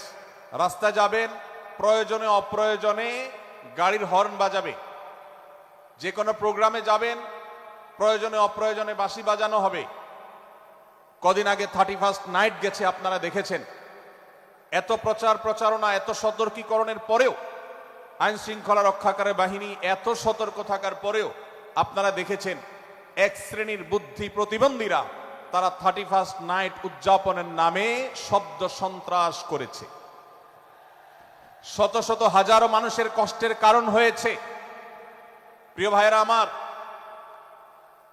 ধর্ম হোক আর রাজনীতি, বিনোদন হোক আর আনন্দ হোক, যেই কোনো নামে যদি শব্দ সন্ত্রাস সৃষ্টি করে বা অতিরিক্ত শব্দ দূষণ করে, শব্দ সৃষ্টি করে মানুষকে অতিষ্ঠ করার কারণ হয়, সেটা কোনো সভ্য সমাজের দৃশ্য হতে পারে না।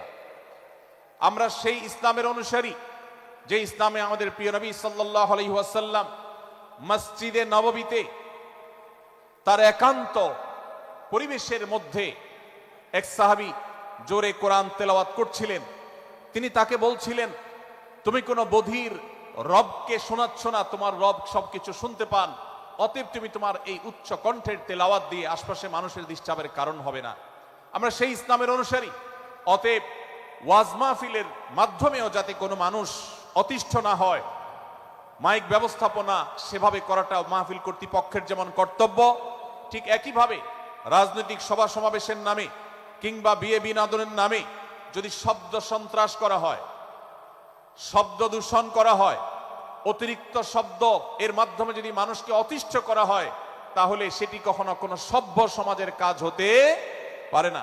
প্রিয় ভাইরা, এই জন্য আপনারা যারা তরুণ আছেন বয়সে, আপনাদেরকে আমি অনুরোধ করতে চাই, বিবাহ অনুষ্ঠানকে কেন্দ্র করে, আকিকাকে কেন্দ্র করে, নানা অনুষ্ঠানকে কেন্দ্র করে যে শব্দ সন্ত্রাস আমাদের দেশে হয়, এটি আমাদেরকে থামাতে হবে ইনশাআল্লাহ। আমরা যদি সবাই সজাগ হয়ে যাই, আমরা যদি সবাই সতর্ক হয়ে সচেতন হই, ইনশাআল্লাহ এই যে শব্দ দিয়ে মানুষকে কষ্ট দেওয়ার অপসংস্কৃতি, বিশেষ করে ভিনদেশি যে অপসংস্কৃতি আমদানি করা হয়েছে, এই অত্যাচার এদেশে থামাতে হবে ইনশাআল্লাহ। আল্লাহ আমাদের সবাইকে তৌফিক দান করুন। ভাইরা আমার, আমরা আমাদের আশেপাশে কোনো তরুণরা যদি এরকম শব্দ করে গান বাজিয়ে অন্য মানুষকে অতিষ্ঠ করে, ঈদের সময় দেখা যায় বিশেষ করে সে সমস্ত যুবকদেরকে কাউন্সিলিং করতে হবে, তাদেরকে বোঝাতে হবে যে তোমার আনন্দ কখনো আরেকজনের বেদনার কারণ হতে পারে না। বহু হার্টের রোগী আছেন, বহু অসুস্থ মানুষ আছেন, বহু ছোট শিশু আছে যাদের কষ্টের কারণ হয়। বিধায় আমরা কখনো আমাদের শব্দ দিয়ে কাউকে কষ্ট হতে দিব না। আল্লাহ আমাদের সবাইকে তৌফিক দান করুন। মাশাআল্লাহ, অনেকটা নীরব নিস্তব্ধ হয়েছে। আমি যে জায়গাটা ছিলাম আবার সেখানে ফিরে যাই। সূরা হুজরাতের দ্বিতীয় শিক্ষার কথা বলছিলাম ভাইরা। 6 থেকে 8 নম্বর আয়াত যদি আপনি পাঠ করেন সূরা হুজরাতের, আপনি দেখতে পাবেন সেখানে আল্লাহ রাব্বুল আলামিন ঈমানদারদেরকে যেই কোনো সংবাদ, যে কোনো তথ্য, বিশেষ করে অনির্ভরযোগ্য সূত্র থেকে যখন পাবে, ফাসিক থেকে যখন শুনবে, যার ভিতরে আল্লাহর ভয় নাই সেরকম মানুষ থেকে যখন পাবে, সেই সংবাদ তথ্য উপাত্ত যাচাই করা ছাড়া সেই সংবাদ যেন বলে না বেড়ায়। আপনি শহরে যান কিংবা গ্রামে, শিক্ষিত দেখুন কিংবা অশিক্ষিত, সর্বশ্রেণীর মানুষের মধ্যে আজ এই ব্যাধি দেখতে পাবেন চরম আকার ধারণ করেছে। কারোর ব্যাপারে কোনো নেগেটিভ কথা শুনেছেন, কোনো মন্দ কথা শুনেছেন, সে কথার প্রচার প্রচারণা শুরু করে দেন। সেটা কি সঠিক কিনা, সেটা কি সত্য কিনা, সেটা কি যথার্থ কিনা, সেটা কোনো প্রপাগান্ডা কিনা, সেটা কোনো মিথ্যাচার কিনা, সেটা কোনো গুজব কিনা, এটা যাচাই করার প্রয়োজন অনুভব করে না। অথচ আমরা সেই মুহাম্মদ সাল্লাল্লাহু আলাইহি সাল্লামের উম্মত, যে মুহাম্মদ সাল্লাল্লাহু আলাইহি সাল্লাম আমাদেরকে সতর্ক করেছেন, কাফা বিল মারই কাযিবান আন ইউহাদ্দিসা বিকুল্লি মা সামিআ, কোন ব্যক্তি যা শুনে সেটাই যদি বলে বেড়ায়, তথ্য উপাত্ত যাচাই না করে, সেটাকে ভালো করে যাচাই বাছাই না করে, সেটাকে অনুসন্ধান না করে, সত্য সত্য নিরূপণ করবার চেষ্টা না করে, তাহলে সে মিথ্যাবাদী হওয়ার জন্য যথেষ্ট। এজন্য আজকের এই মাহফিল থেকে আমরা অঙ্গীকার করে যাব, আজকের এই মাহফিল থেকে আমরা নিয়ত করে যাব, এই মজলিসে বসে এই মুহূর্তে নিজে নিজে সংকল্প করব, আমার জীবনে সোশ্যাল মিডিয়া কিংবা ফেসবুকে, ইউটিউবে অথবা অফলাইনে আমার বাস্তব জীবনে আমি কখনো কোনো মানুষ সম্পর্কে যে কোনো তথ্য উপাত্ত পেয়ে ভুল কোনো ধারণা, মন্দ কোনো ধারণা করার প্রতি পোষণ করব না। কোনো তথ্য উপাত্ত যদি পাই, কোনো সংবাদ যদি পাই অনির্ভরযোগ্য সূত্রে, তাহলে সেক্ষেত্রে সেটা যাচাই বাছাই করা ছাড়া আমি সেটাকে বিশ্বাস করতে যাব না। এটাই হলো আমাদের ঈমানের দাবি। ভাইরা আমার, একজন ঈমানদার এতটা সরল হবে না যে যা শুনবে সে সেটাকে বিশ্বাস করে বসবে। একজন ঈমানদার এতটা বাস্তবতা থেকে দূরে থাকবে না যে তিনি তার পাওয়া কোনো সংবাদকে অনুসন্ধান করবে না।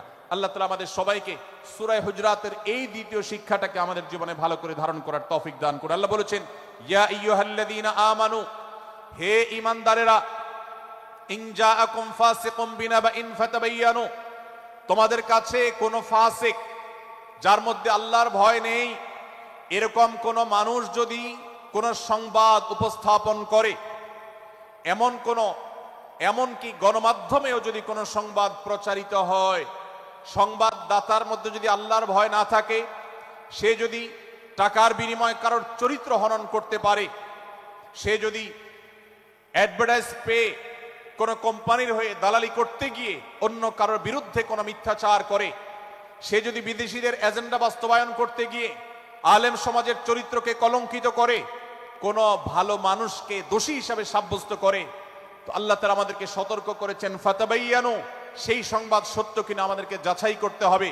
আন তুসিবু কওমান বিজাহালাহ ফাতুসবিহু আলা মা ফাআলতুম নাদিমিন, যদি আমরা যাচাই বাছাই না করে যা শুনি সেটাকে বিশ্বাস করতে থাকি, তাহলে আমরা এক সময় লজ্জিত হতে হবে, অনুতপ্ত হতে হবে আমাদের এই ভুল অবস্থানের কারণে।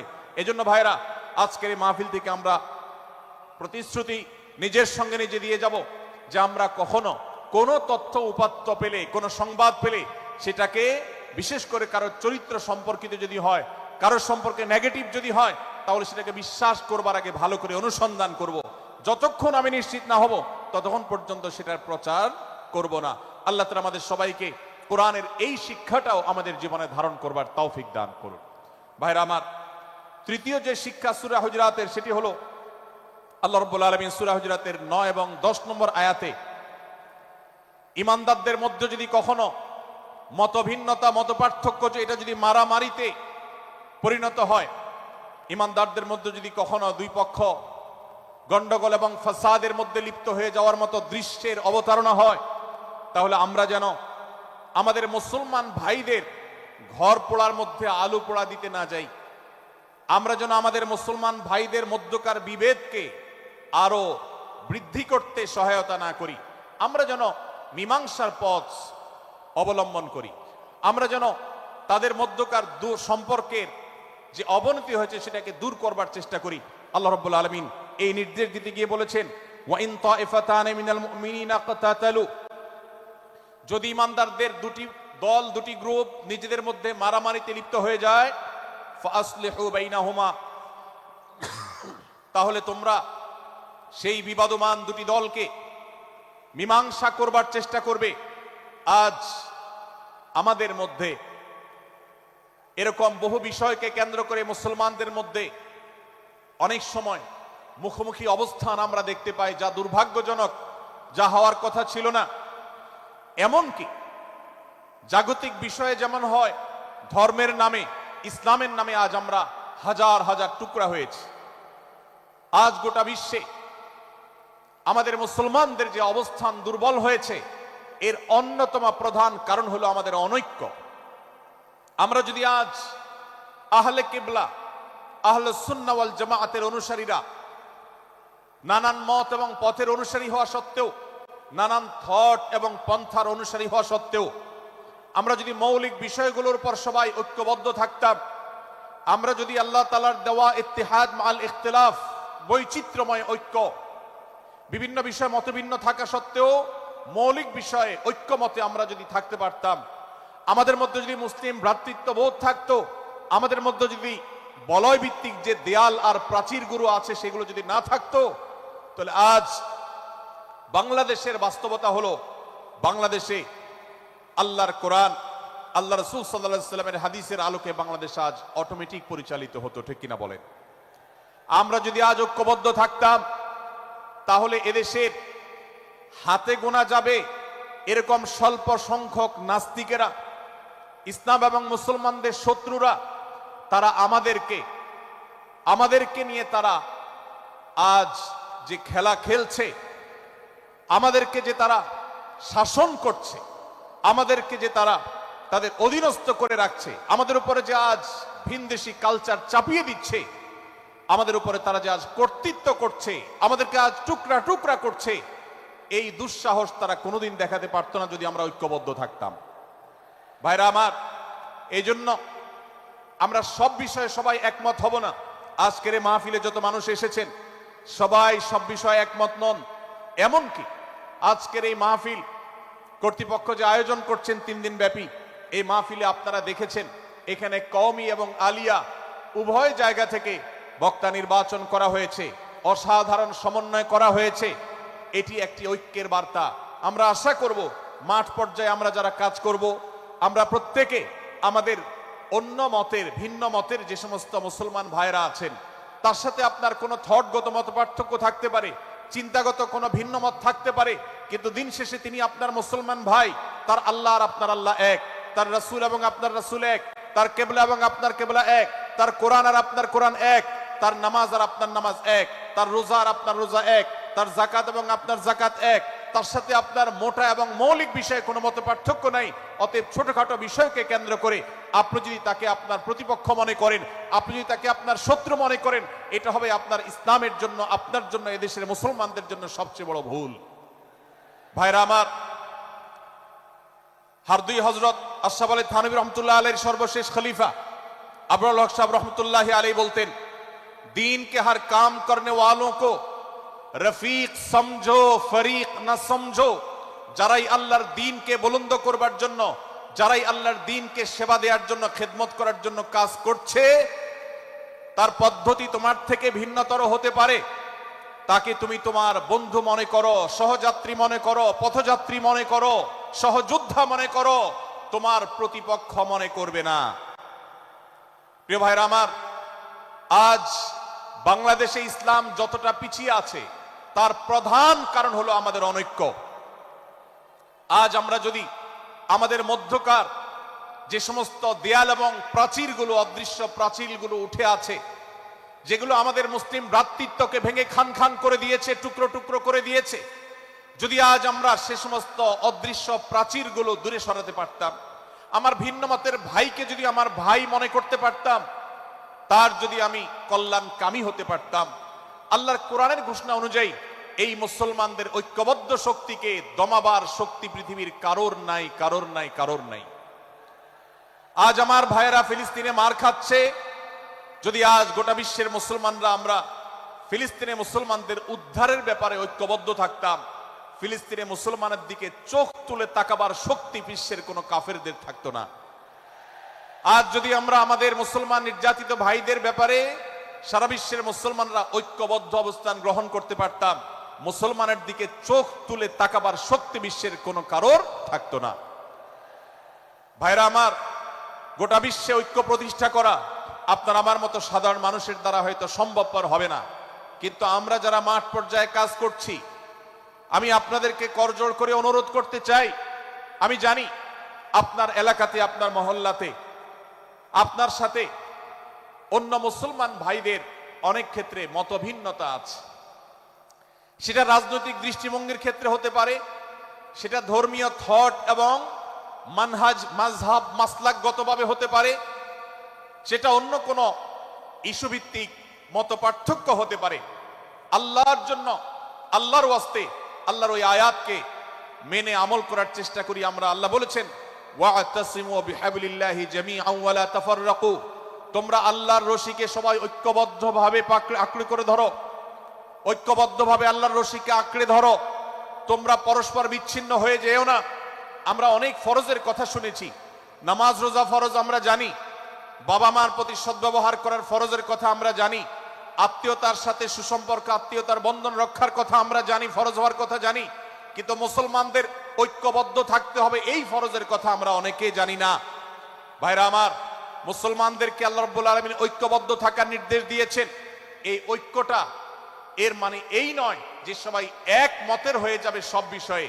বিভিন্ন বিষয়ে আমাদের মধ্যে মত পার্থক্য থাকবে, তারপরে আমরা একে অন্যের সহযোদ্ধা হব, সহযাত্রী হব, আমরা একে অন্যের কল্যাণকামী হব, একে অন্যের ভালো চাইবো। আমার ভিন্ন মতের মুসলমানের কোনো ক্ষতিতে আমি খুশি হব না, তার ক্ষতিতে আমি কষ্ট পাবো, তার সাফল্যকে আমি এনজয় করব, আনন্দিত হব। এটা যদি করতে না পারি তো আমি কখনো খালেস এবং সাচ্চা মুসলমান হতে পারলাম না। আল্লাহ তাআলা আমাদের অন্তরগুলোকে উদার করে দিন, ব্রড করে দিন, প্রশস্ত করে দিন, বড় করে দিন, উম্মার ঐক্যের প্রয়াসী হওয়ার তৌফিক দান করুন, বলুন আমিন। ভাইরা আমার, আমরা মহল্লায় মহল্লায়, এলাকায় এলাকায়, মসজিদে মসজিদে, আমাদের নিজস্ব বলয়ে, নিজস্ব অঙ্গনে আমরা চেষ্টা করব ভিন্ন ভিন্ন মতের মুসলিম ভাইকেও আমার ভাই হিসাবে আঁকড়ে ধরার, আপন করার। ডক্টর খন্দকার আব্দুল্লাহ জাহাঙ্গীর রাহমাহুল্লাহ এই অঞ্চলের সন্তান। তিনি বলতেন, বেদাতে লিপ্ত কোন মুসলমান, তার ব্যাপারেও আমি মনে করি আমার ভাই ভুলের মধ্যে আছেন, তার ব্যাপারে আমার মায়া মমতা কাজ করে, আমি তার কল্যাণকামী, তাকে আমার ভাই মনে করি। ঠিক একইভাবে আমার কোন মুসলমান ভাইয়ের সাথে যদি আমার ভিন্ন মতের কারণে আমার মনে হয় যে তিনি ভুল পথে আছেন, তারপর তাকে আমি শত্রু ভাববো না, তার অকল্যাণ আমি চাইবো না। আজ বাংলাদেশের বাস্তবতায় যদি আমরা তাকাই, দেখতে পারবো ইসলাম এবং মুসলমানদের যত শত্রু আছে, আমরা দেখেছি গত কয়েক যুগ ধরে তাদের নিজেদের মধ্যে হাজারো বিভক্তি, হাজারো মত পার্থক্য থাকা সত্ত্বেও মুসলমানদের শত্রুতা করার ব্যাপারে তারা সবাই ঐক্যবদ্ধ। অথচ আমরা মুসলমানরা আমাদের আল্লাহ, আমাদের রাসূল, আমাদের কোরআন, আমাদের কিবলা, আমাদের সবকিছু এক হওয়া সত্ত্বেও ছোটখাটো বিষয়কে নিয়ে আমরা আমাদের মধ্যকার বিভেদের প্রাচীরগুলোকে দাঁড় করিয়ে রেখেছি, যার কারণে আমরা গোটা বিশ্বে যেমন মার খাচ্ছি, আমাদের এই প্রিয় মাতৃভূমিতেও আমরা সংখ্যায় সবচেয়ে বেশি হয়েও আমরা কালচারালি মাইনরিটি হয়ে আছি, সংস্কৃতিতে আমরা সংখ্যালঘু হয়ে আছি। সব ক্ষেত্রে আমাদেরকে ইগনোর করা হয়। 4 লক্ষ মসজিদের এদেশে 4 লক্ষ ইমাম আছেন, 4 লক্ষ মুয়াজ্জিন আছেন।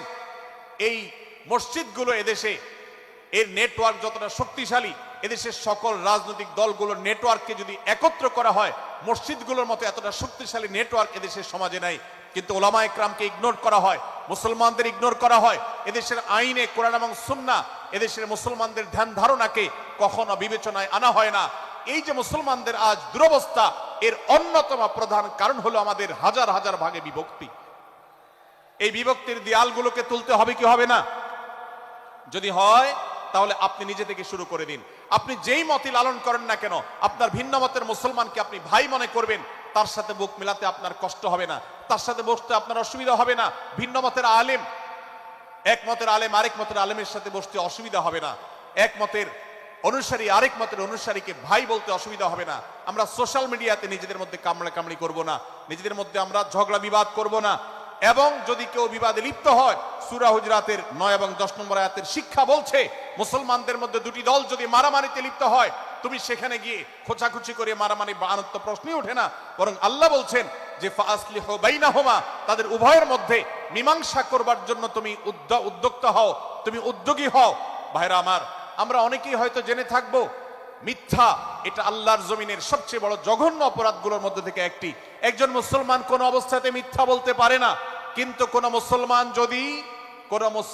যদি অন্য মুসলমানের সাথে কখনো বিবাদ বিতণ্ডায় লিপ্ত হয়ে যায়, দুজন মুসলমান বা দুটি বলয়, দুটি পক্ষ, দুটি গোষ্ঠী মুসলমানদের, তাদের মধ্যে যদি কোনো বিষয় যদি ভুল বুঝাবুঝি তৈরি হয়, ভিন্ন মত সৃষ্টি হয়, একে অন্যের সাথে শত্রু ভাবাপন্ন হয়ে যায়, তাহলে তাদের দুইজনের মধ্যে বা দুই পক্ষের মধ্যে মীমাংসা করবার জন্য কেউ যদি মিথ্যা কথাও বলে, অর্থাৎ আপনি এক পক্ষের কাছে গিয়ে বললেন, ভাই আপনি যাকে এত খারাপ মনে করছেন, যার ব্যাপারে আপনি এতটা রাগান্বিত হয়ে আছেন, আমি তো জানি তিনি আপনার ব্যাপারে অনেক সফট চিন্তা রাখেন, আপনার ব্যাপারে অনেক ইতিবাচক ভাবনা রাখেন, আপনার ব্যাপারে অনেক সুধারণা পোষণ করেন। আপনি যদি একজন মুসলমানের কাছে গিয়ে, এক পক্ষের কাছে গিয়ে যদি এই কথাটা বলেন, বাস্তবে তিনি যদি এটা নাও বলেন, তারপরও আপনি যদি এই মিথ্যা কথা বলেন, এই মিথ্যা এটা শুধু জায়েজ নয়, বরং এই মিথ্যাটা এর মাধ্যমে আপনি যে তাদের পরস্পরের সম্পর্ককে ভালো করার চেষ্টা করেছেন, এর মাধ্যমে আপনি আল্লাহর কাছে নেকি এবং সওয়াব পাবেন ইনশাআল্লাহ। ভাইরা আমার, তাহলে দুজন মুসলমান, দুটি পক্ষ, দুটি দল, দুটি বলয়, দুটি গোষ্ঠী যদি কখনো ভিন্ন মত তাদের মধ্যে তৈরি হয়, সেটা যদি মারামারিতে গিয়ে পৌঁছায়, সেটা যদি বিবাদ বিতণ্ডা পর্যন্ত গিয়ে পৌঁছায়, আমাদের কাজ হবে মধ্যে থেকে সেটাকে মীমাংসার মাধ্যমে দূরত্বকে কমানো। আমরা কখনো দূরত্ব বাড়াবো না, পারলে দূরত্ব কমাবো।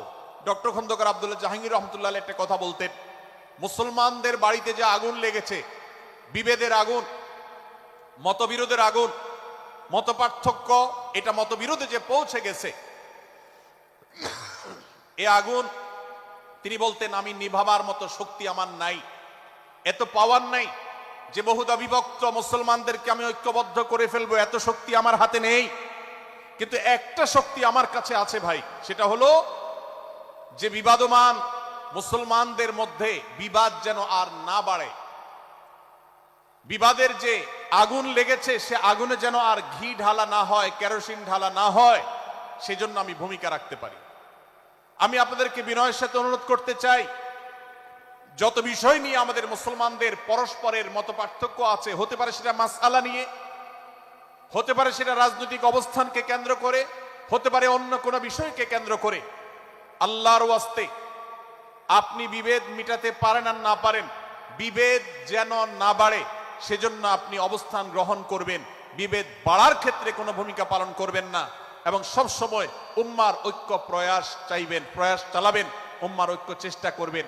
আল্লাহর কাছে আপনি যে দোয়াগুলো করেন, এর মধ্যে একটা দোয়া যেন এটাও থাকে, হে আল্লাহ, আমরা বহুদা বিভক্ত হয়ে গেছি, আমরা টুকরা টুকরা হয়ে গেছি, যার কারণে তোমার ভাষ্য অনুযায়ী ফাতাফশালু ওয়া তাযহাবা রিহুকুম, আজ আমাদের শক্তি শেষ হয়ে গেছে, আমরা দুর্বল হয়ে গেছি। আজ বাংলাদেশের বাস্তবতা যদি আমরা বলি, যে দেশের 90-95 ভাগ মানুষ মুসলমান, সে দেশে আজ হাতে গোনা কিছু নাস্তিক, কিছু ইসলাম বিদ্বেষী, মুসলমান বিদ্বেষীরা, তারা আমাদেরকে আজ উঠা বসা করায়, তারা আমাদের আইন নির্ধারণ করে, তারা আমাদের শাসক নির্ধারণ করে, তারা আমাদের সব বিষয়গুলোকে নির্ধারণ করে দেয়। আমাদের সন্তানরা পাঠ্যপুস্তকে কি পড়বে সেটাও ইসলাম বিদ্বেষীরাই ঠিক করে দেয়। ভাইরা আমার, এই অবস্থার যদি পরিবর্তন চাই, তাহলে আমাদের মধ্যকার দূরত্বগুলো কমাতে হবে। এজন্য আপনার দোয়ার মধ্যে আল্লাহর কাছে নিবেদন করুন, আল্লাহ আপনি আমাদের মধ্যকার বিভেদগুলো কমিয়ে দিন, আল্লাহ আমাদের ওলামাদেরকে ঐক্যবদ্ধ করে দিন, আল্লাহ আমাদেরকে ইত্তেহাদ মাল ইখতিলাফ, বৈচিত্র্যময় ঐক্য, মতভিন্ন থাকা সত্ত্বেও মৌলিক বিষয় ঐক্যবদ্ধ হওয়ার তৌফিক দান করুন। সীসাঢালা প্রাচীরের মতো আমাদেরকে কাঁধে কাঁধ মিলিয়ে আল্লাহ এবং তার রাসূল সাল্লাল্লাহু আলাইহি সাল্লামের আদেশ নিষেধকে ব্যক্তি, সমাজ, পরিবার, রাষ্ট্রে সর্বত্র বাস্তবায়নের জন্য কাজ করার তৌফিক দান করুন। আমরা আমাদের দোয়ার মধ্যে মুসলমানদের ঐক্যের জন্য দোয়া করব তো ইনশাআল্লাহ। আল্লাহ তাআলা আমাদেরকে সেই তৌফিক দান করুন। ভাইরা আমার, তাহলে সূরা হুজুরাতের তৃতীয় শিক্ষা বলছিলাম 9 থেকে 10 নম্বর আয়াতে আল্লাহ রাব্বুল আলামিন মুসলমানদের মধ্যে যদি কখনো বিবাদ, বিতণ্ডা, মারামারি, হানাহানি সৃষ্টি হয় তাহলে সেটিকে মীমাংসা করবার কথা বলেছেন। অতএব যদি কোনো স্বামী স্ত্রীর মধ্যেও কখনো মনোমালিন্য তৈরি হয়, আপনার যদি সেখানে ভূমিকা রাখবার সুযোগ থাকে, আপনি চেষ্টা করবেন উভয়ের মধ্যে দূরত্বটা কমাবার জন্য। আমরা অনেকে আজকাল নামাজ কালাম পড়ি, রোজা রাখি, দাড়ি রাখি, অনেক ভালো ভালো কথা বলি, অথচ দুজনের মধ্যে গন্ডগোল লাগলে আমরা সেখানে এক পক্ষ হয়ে আরেক পক্ষকে আমরা খেপিয়ে তুলি। পারলে অনেকে চগলখড়ি করেন, প্রত্যেক পক্ষের কাছে গিয়ে অপর পক্ষের ব্যাপারে মিথ্যা কথা বলে তাদের মধ্যে ভেজালকে আরো বাড়িয়ে দেন। এই জন্য নবী সাল্লাল্লাহু আলাইহি সাল্লামের ঐতিহাসিক হাদিস রয়েছে, লা ইয়াদখুলুল জান্নাতা নাম্মাম, যে ব্যক্তি চগলখড়ি করে, দুজনের মধ্যকার গন্ডগোল ফাসাদ বৃদ্ধিতে যে ব্যক্তি ভূমিকা রাখে, ভেজাল লাগায়, এই চগলখোর কখনো জান্নাতে যাবে না। আমাদের অনেকেরই এই দুঃস্বভাব আছে, এই খারাপ চরিত্র আছে। সূরা হুজুরাত এই যেন আমাদের আজকের যে সমাজ বাস্তবতা আছে, আমাদের যে ব্যাধি আছে ব্যক্তিগত পর্যায়ে, আমাদের পরিবারের, সমাজের সর্বত্র যে ব্যাধিগুলো ছেয়ে গেছে, সূরা হুজুরাতের প্রতিটি আয়াত যেন সেই ব্যাধির সবচেয়ে বড় মহৌষধ, সেটার জন্য সবচেয়ে বড় প্রতিষেধক, সেটার জন্য সবচেয়ে বড় সমাধান। এই জন্য আমি বলেছি শুরুতে, আমার যদি আল্লাহ শক্তি সামর্থ্য দিতেন, প্রত্যেক মুসলমানের হাতে পায়ে ধরে সূরা হুজুরাতের 18টি আয়াত, প্রত্যেকটি আয়াত আমি আমার মুসলমান ভাইদেরকে বলতাম, বারবার পড়ুন, বারবার পাঠ করুন, বোঝার চেষ্টা করুন, জীবনকে পরিবর্তন করুন। এদেশে নামাজি মুসলমান আপনি কম বেশি পাবেন, এদেশে রোজাদার মুসলমান কম বেশি পাবেন, এদেশে হজ আদায়কারী মুসলমান কম বেশি পাবেন, এদেশে তাসবিহরত মুসলমান কম বেশি পাবেন, কিন্তু এদেশে আচার আচরণ, কাজ কারবার, আখলাক এবং বান্দার হক এবং অধিকার, অন্যের অধিকার সংশ্লিষ্ট বিষয়ে সচেতন মুসলমান আপনি খুব বেশি পাবেন না। আর এই জন্যই আমাদের জান্নাতের পথে অনেক বড় অন্তরায় হয়ে আছে। আজ আমাদের চরিত্রগুলো নষ্ট হয়ে গেছে। আমরা নামে মুসলমান, আমরা চগলখড়ি করি, আমরা নামে মুসলমান, দুজনের মধ্যে গন্ডগোল সৃষ্টি করে দেই। গন্ডগোল আগে থেকে সৃষ্টি থাকলে সেটাকে বাড়াবার চেষ্টা করি। আমরা নামে মুসলমান, আমাদের শিষ্টাচার নাই, আদব নাই, লেহাজ নাই। এই জন্য সূরা হুজুরাতের প্রতিটি আয়াত আমাদেরকে শিক্ষা দেয়। আল্লাহ তাআলা আমাদের সকলকে এই শিক্ষাগুলো আজকের এই মাহফিল থেকে আমাদের বুকের ভেতরে পরম যত্ন সহকারে নিয়ে যাওয়ার এবং আমাদের জীবনকে পরিবর্তন করার তৌফিক দান করুন। ভাইরা আমার, তৃতীয় এই শিক্ষাটি শেষ করে আমি বলতে চাচ্ছি, চতুর্থ আয়াতে আল্লাহ রাব্বুল আলামিন আমাদেরকে বলেছেন, আমরা যেন কেউ কাউকে নিয়ে বিদ্রূপ না করি, ব্যঙ্গ না করি, কেউ কাউকে যেন বাজে নামে না ডাকি, কেউ যেন কাউকে খোঁচাখুচি না করি, কেউ যেন কারোর নাম বিকৃত করে তাকে না ডাকি। ভাইরা আমার, এই আয়াতটি আমি শুরুতে তেলাওয়াত করেছি। আল্লাহ বলেছেন, ইয়া আইয়ুহাল্লাযীনা আমানু লা ইয়াসখার কওমুম মিন কওমিন আসা আন ইয়াকুনু খায়রাম মিনহুম। হে ঈমানদারেরা, হে মুসলমানেরা, তোমাদের কেউ যেন অন্য কারোর নাম ধরে অন্য কাউকে ব্যঙ্গ, বিদ্রূপ, ঠাট্টা না করে। আমরা একে অন্যকে নিয়ে ঠাট্টা করি কি করি না? বিদ্রূপ করার রোগ আমাদের মধ্যে আছে না নাই? ভাইরা আমার, জাগতিক বিষয় তো আছেই, এমনকি দুর্ভাগ্যজনক বাস্তবতা হলো ধর্মের নামে, ইসলামের নামে একদল মুসলমান অপর দল মুসলমানকে নিয়ে হাসি, ব্যঙ্গ, বিদ্রূপ, রাসাহাসি এবং নাম বিকৃত করা এবং খোঁচাখুচি করা, এই কাজগুলো আমাদের মধ্যে আছে না নাই? আমরা যারা ইসলামের খেদমত মনে করে আমার ভিন্ন মতের, ভিন্ন দলের মুসলমানকে খোঁচাখুচি করি, আমরা যারা আল্লাহর খেদমত মনে করে, ইসলামের সেবা মনে করে, দাওয়াতের কাজ মনে করে, ইসলাম প্রচার মনে করে ভিন্ন মতের অন্য দলের মুসলমানকে নিয়ে ব্যঙ্গ, বিদ্রূপ আর হাসাহাসি করি, তাদেরকে সোশ্যাল মিডিয়াতে, অনলাইনে, অফলাইনে তুচ্ছ-তাচ্ছিল্য করি, আল্লাহর শপথ করে বলছি, এটা ইসলামের সেবা নয়, এটা হলো প্রবৃত্তির পূজা, এটা হলো আপনার নফসের পূজা, এটা হলো আপনার প্রবৃত্তির গোলামি করা, এটা আল্লাহর গোলামি নয়, এটা ইসলামের খেদমত নয়, এটা ইসলামের 12টা বাজানো। ভাইরা আমার, কোন অবস্থাতে একজন মুসলমান অন্য মুসলমানকে নিয়ে ব্যঙ্গ বিদ্রুপ করতে পারে না। আমার মুসলমান ভাই যদি কোনো ভুল কথা বলে, ভুল কাজ করে, আমি যথাযথ নিয়মে তাকে সংশোধনের চেষ্টা করব। সমালোচনা করার দরকার হলে সেটাও করব, কিন্তু হাসাহাসি নয়, বিদ্রুপ নয়, ব্যঙ্গ করা নয়। আজ আমাদের তরুণদের মধ্যে এটা একটা আর্টে পরিণত হয়েছে। আপনারা রোস্টিং ভিডিওর কথা কম বেশি সবাই জেনে থাকবেন। রোস্টিং ভিডিওর কথা আপনারা জানেন কি জানেন না? ভাইরা আমার, রোস্টিং ভিডিও নামটা দেখেন, অর্থাৎ কাউকে রোস্ট করা। আমরা মুরগি রোস্ট করার কথা জানি, এখন মানুষ রোস্ট করার সিস্টেম শুরু হয়েছে। একজন মানুষের কোনো ভুল কিছু পেয়েছেন, অবশ্যই আপনি সমালোচনা করবেন। আপনি একজন মুসলমান হিসেবে জানতে হবে কারোর ভুলের সমালোচনার মূলনীতি আছে। মূলনীতি আছে না নেই? কোরআন এবং সুন্নাহর বাতানো যে প্রিন্সিপাল, সেটাকে লক্ষ্য করে, সেটাকে আমলে নিয়ে, সেটাকে ধরে ধরে যদি আপনি সমালোচনা না করেন, তাহলে আপনার এই সমালোচনা এটাই আপনাকে জাহান্নামে নেওয়ার কারণ হতে পারে। ভাইরা আমার, আপনি কাউকে রোস্ট করার নামে, কাউকে সমালোচনা করার নামে, হতে পারে কেউ ভুল করেছেন, কিন্তু সেটা করতে গিয়ে যদি তার অধিকার নষ্ট করেন, আপনি সীমা ছাড়িয়ে চলে যান, আপনি যদি ব্যঙ্গ বিদ্রুপ করে হারামের পর্যায়ে চলে যান, তাহলে সূরা হুজরাতের আয়াতের আলোকে আপনি কবিরা গুনাহে লিপ্ত হলেন। আমরা অনেকে আছি যে ব্যক্তিগত পর্যায়ে এই বিদ্রুপ করাটাকে আমরা কোনো বিষয় মনে করছি না। সোশ্যাল মিডিয়াতে অনেকগুলো ভিডিও ক্লিপ আছে, আপনাদের চোখে নিশ্চয়ই পড়েছে, আমার চোখে বহু পড়েছে, যে অনেক সময় দেখা যায় বিনোদনের নামে কাউকে খোঁচাখুচি করা, কাউকে অপমান করা, কাউকে হয়তো ধাক্কা দিয়ে পানি দিয়ে ফেলে দেয়া, কাউকে কষ্ট দেয়া, কাউকে হয়তো প্রতারিত করা, এটাকে আমরা এনজয় করি। অনেক ভিডিও ক্লিপে দেখা যায় এভাবে কাউকে কোনোভাবে অপমানিত করে, কাউকে কোনোভাবে ধোকা দিয়ে বোকা বানিয়ে আমরা এনজয় করি, আমরা হাসাহাসি করি। আমাদের রুচি নষ্ট হতে হতে আজ এই পর্যায়ে এসেছে যে এটা আমাদের এনজয়ের বিষয় হয়েছে, এটা আমাদের আনন্দের বিষয় হয়েছে। ভাইরা আমার, সূরা হুজরাতের এই আয়াত, অর্থাৎ 11 নম্বর আয়াত, এই আয়াত বলছে আমাদের জন্য কোন মুসলমানকে, কোন মানুষকে ব্যঙ্গ বিদ্রুপ করা হারাম। কোন মুসলমানকে ব্যঙ্গ বিদ্রুপ করা কি হারাম। অতএব আপনি রসিকতা করেও যদি কারোর সাথে ব্যঙ্গ বিদ্রুপ করেন এবং সেটা যদি তার মনে কষ্ট হওয়ার কারণ হয়, তিনি যদি সমাজের মানুষের কাছে হেয় প্রতিপন্ন হন, তাহলে ইসলামী শরিয়ার দৃষ্টিকোণ থেকে সারা বিশ্বের সমস্ত ওলামাদের ঐক্যমতে সেটা হারাম। আমরা চুরি করা হারাম জানি, আমরা ডাকাতি করা হারাম জানি, আমরা মাদক সেবন করা হারাম জানি, আমরা নামাজ ত্যাগ করা হারাম জানি। এই সমস্ত হারাম থেকে আমরা অনেকেই বেঁচে থাকি, কিন্তু আমি আমার মুসলমান ভাইয়ের চরিত্র হনন করছি, শুধুমাত্র সাধারণ জীবন যাত্রার ক্ষেত্রে করছি তা নয়, এমনকি ধর্মের নামে, ইসলাম প্রচারের নামে, দাওয়াতের নামে আমরা আমাদের প্রতিপক্ষ মুসলমান ভাইকে নিয়ে অনেক সময় ব্যঙ্গ বিদ্রুপ করি, হাসাহাসি করি, তাকে ছোট করি, তাচ্ছিল্য করি, হেয় করি, তার সম্মানহানি করি। আমরা জানি না আমাদের প্রিয় নবী সাল্লাল্লাহু আলাইহি ওয়াসাল্লাম এর একটা হাদিস আমাদের সামনে রয়েছে, সহিহ মুসলিমে বর্ণিত হয়েছে। নবী করিম সাল্লাল্লাহু আলাইহি ওয়াসাল্লামের এই হাদিস আজ সবচেয়ে অসহায় হাদিস। অসহায় হাদিস এই জন্য বললাম যে আজকের এই হাদিসের উপরে কেউ আমল করে না, এই হাদিসটাকে কেউ পাত্তা দেয় না, এই হাদিসকে কেউ গুরুত্ব দেয় না, অথচ এই হাদিস প্রত্যেক মুসলমানের বুকে বুকে ঝুলিয়ে রাখা দরকার।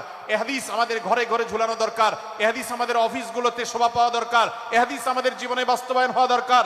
নবী করিম সাল্লাল্লাহু আলাইহি ওয়াসাল্লাম সেই হাদিস বর্ণনা করেছেন। আবু হুরায়রা রাদিয়াল্লাহু তাআলা আনহু তিনি বলেছেন, লা তাহাসাদু, লা তাহাসাদু, হে মুসলমানরা, তোমরা কেউ কাউকে কখনো হিংসা করবে না, কেউ কাউকে হিংসা করবে না। আমাদের মধ্যে হিংসা আছে না নাই? হিংসা আছে না নাই? আমরা একে অন্যকে হিংসা করি। একদল মুসলমান অন্য দল মুসলমানকে হিংসা করে, কেউ কারো ভালো দেখতে পারে না। ভাইরা আমার, আল্লাহ নবী বলেছেন, লা তাহাসাদু, তোমরা একে অন্যকে হিংসা করো না। ওয়ালা তানাজাসু, কেনা বেচা করতে গিয়ে কেউ কাউকে ধোকা দিও না, প্রতারণা করো না। ওয়ালা তাবাগাদু, তোমরা একে অন্যের সাথে শত্রুতা বিদ্বেষ পোষণ করবে না। ওয়ালা তাদাবারু, তোমাদের কেউ যেন কারোর পেছনে লেগে না থাকে, কাউকে অবজ্ঞা যেন না করে। ওয়ালা ইয়াবি আহাদুকুম আলা বাই'i আখিহি, এবং তোমাদের কেউ যেন আরেকজনের কেনাবেচার উপরে সেখানে ইন্টারফেয়ার করে সে যেন সেখানে কোন প্রকার ক্ষতিগ্রস্ত কাউকে না করে।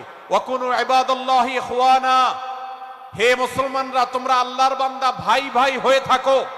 তোমাদের মধ্যে মত পার্থক্য থাকুক, দলগত মত পার্থক্য, অবস্থানগত মত পার্থক্য, থটগত মত পার্থক্য, মাযহাব মাসলাবগত মত পার্থক্য থাকুক, কিন্তু তোমরা আল্লাহর বান্দা, ভাই ভাই হয়ে থাকো। এক দলের মুসলমানকে আল্লাহ তাআলা ভাই ভাই হতে বলেন নাই, এক গ্রুপের মুসলমানকে আল্লাহ ভাই ভাই হতে বলেন নাই, এক বলয়ের মুসলমানকে আল্লাহ ভাই ভাই হতে বলেন নাই, নিজ দলের মুসলমানের সাথে আল্লাহ ভাই ভাই থাকতে বলেন নাই। আল্লাহ বলেছেন সকল মুসলমানদের সাথে ভাই ভাই হয়ে থাকার জন্য, ভ্রাতৃত্বের বন্ধনে থাকার জন্য। এজন্য আল্লাহ নবী সাল্লাল্লাহু আলাইহি ওয়াসাল্লাম সে নির্দেশ করেছেন। আল্লাহ নবী সাল্লাল্লাহু আলাইহি ওয়াসাল্লাম আরো বলেছেন, আল মুসলিমু আখুল মুসলিম, মুসলমান মুসলমানের ভাই, লা ইয়াজলিমুহু ওয়ালা ইয়াখযুলুহু, কোন মুসলমান কোন মুসলমানকে জুলুম করতে পারে না, তার আইল ঢেলতে পারে না, তার জমি দখল করতে পারে না, তার অধিকার নষ্ট করতে পারে না, তাকে কথা দিয়ে অত্যাচার করতে পারে না, ওয়ালা ইয়াখযুলুহু, তাকে অপমানিত করতে পারে না, লাঞ্ছিত করতে পারে না, ওয়ালা ইয়াকযিবুহু, তার সাথে মিথ্যা বলতে পারে না, ওয়ালা ইয়াহকিরুহু, তাকে তাচ্ছিল্য করতে পারে না। আত্তাকওয়া হাহুনা, আত্তাকওয়া হাহুনা, আত্তাকওয়া হাহুনা। নবীজি তিনবার নিজের বুকের দিকে তাকিয়ে দেখিয়েছেন, তাকওয়া এখানে, তাকওয়া এখানে, তাকওয়া এখানে। আমাদের অন্তরকে ভালো করতে হবে, সমস্ত মুসলমানদের জন্য উদার হতে হবে, কলিজাকে বড় করতে হবে, মনটাকে ব্রড করতে হবে, প্রশস্ত করতে হবে, অন্য মুসলমানকে ভাই মনে করতে হবে। কোন ভিন্ন মতের মুসলমানের সাথে শত্রুতা পোষণ করা যাবে না। ভাইরা আমার, অতএব এই হাদিসকে সামনে রেখে এই হাদিসের শেষ অংশে নবী সাল্লাল্লাহু আলাইহি ওয়াসাল্লাম বলেছেন, আল মুসলিমু কুল্লুল মুসলিমি আলাল মুসলিমি হারামুন দমুহু ওয়া মালুহু ওয়া ইরদুহু। এক মুসলমানের জন্য অন্য মুসলমানের তিনটি জিনিসকে আল্লাহ তাআলা হারাম করে দিয়েছেন। কোন মুসলমানের রক্ত এটা প্রবাহিত করা, কাউকে হত্যা করা যেরকম হারাম, কোন মুসলমানের সম্পদ অন্যায়ভাবে আপনি ভোগ করবেন, দখল করবেন, মেরে দিবেন, এটা হারাম। ঠিক একইভাবে কোন মুসলমানের সম্মান নষ্ট করবেন, ইজ্জত নষ্ট করবেন, সম্ভ্রম নষ্ট করবেন, অপমান করবেন, এটাকে আল্লাহ তাআলা হারাম করেছেন। আল্লাহ তাআলা আমাদের সবাইকে অন্য মুসলমানদের ব্যাপারে এরকম দায়িত্বশীল ভূমিকা রাখার তৌফিক দান করুন, বলুন আমিন। ভাইরা আমার, সূরা হুজরাতের 4 নম্বর আয়াতের এই শিক্ষাকে ধারণ করে আমরা কারোর প্রতি বিজ্ঞ ব্যঙ্গাত্মক আচরণ করব না। অনেক মুসলমান আছেন অন্য মুসলমানদের নাম ধরে ধরে বিদ্রুপ ব্যঙ্গ করেন, নাম বিকৃত করেন। অনেক সময় আমরা রসিকতা করেও আমাদের অনেকের নাম বিকৃত করি। আল্লাহ সুবহানাহু ওয়া তাআলা এটাকে হারাম করেছেন। এমনকি নবী সাল্লাল্লাহু আলাইহি ওয়াসাল্লাম বলেছেন, লা তাকুল লিকাসিরিন ইয়া কাসিরু, কোন খাটো বা বেটে মানুষকে হে বেটে, হে খাটো এরকম বলে ডেকো না। নবী সাল্লাল্লাহু আলাইহি ওয়াসাল্লাম বলেছেন, এভাবে ডাকলে তিনি অপমানিত হন। আল্লাহ তাকে এভাবে সৃষ্টি করেছেন। আমরা অনেক সময় দেখা যায় একে অন্যকে খোঁচা মারতে গিয়ে তার গায়ের রং কালো হলে, তিনি দেখতে আকারে ছোট হলে তাকে আমরা ব্যঙ্গ করি, বিদ্রুপ করি, তাকে আমরা তাচ্ছিল্য করি, তাকে আমরা অপমান করি, তাকে আমরা অপদস্থ করি। ভাইরা আমার, এটা আমাদের জন্য হারাম। আমি আবারও বলছি, চুরি হারাম আমরা জানি, ডাকাতি হারাম আমরা জানি, আমরা অন্যান্য হারামের কথা জানি, কিন্তু এই যে এক মুসলমান অন্য মুসলমানের অধিকার নষ্ট করা হারাম, এটা আমরা জানি না। এক মুসলমান অন্য মুসলমানের নাম বিকৃত করা হারাম, এটা আমরা জানি না।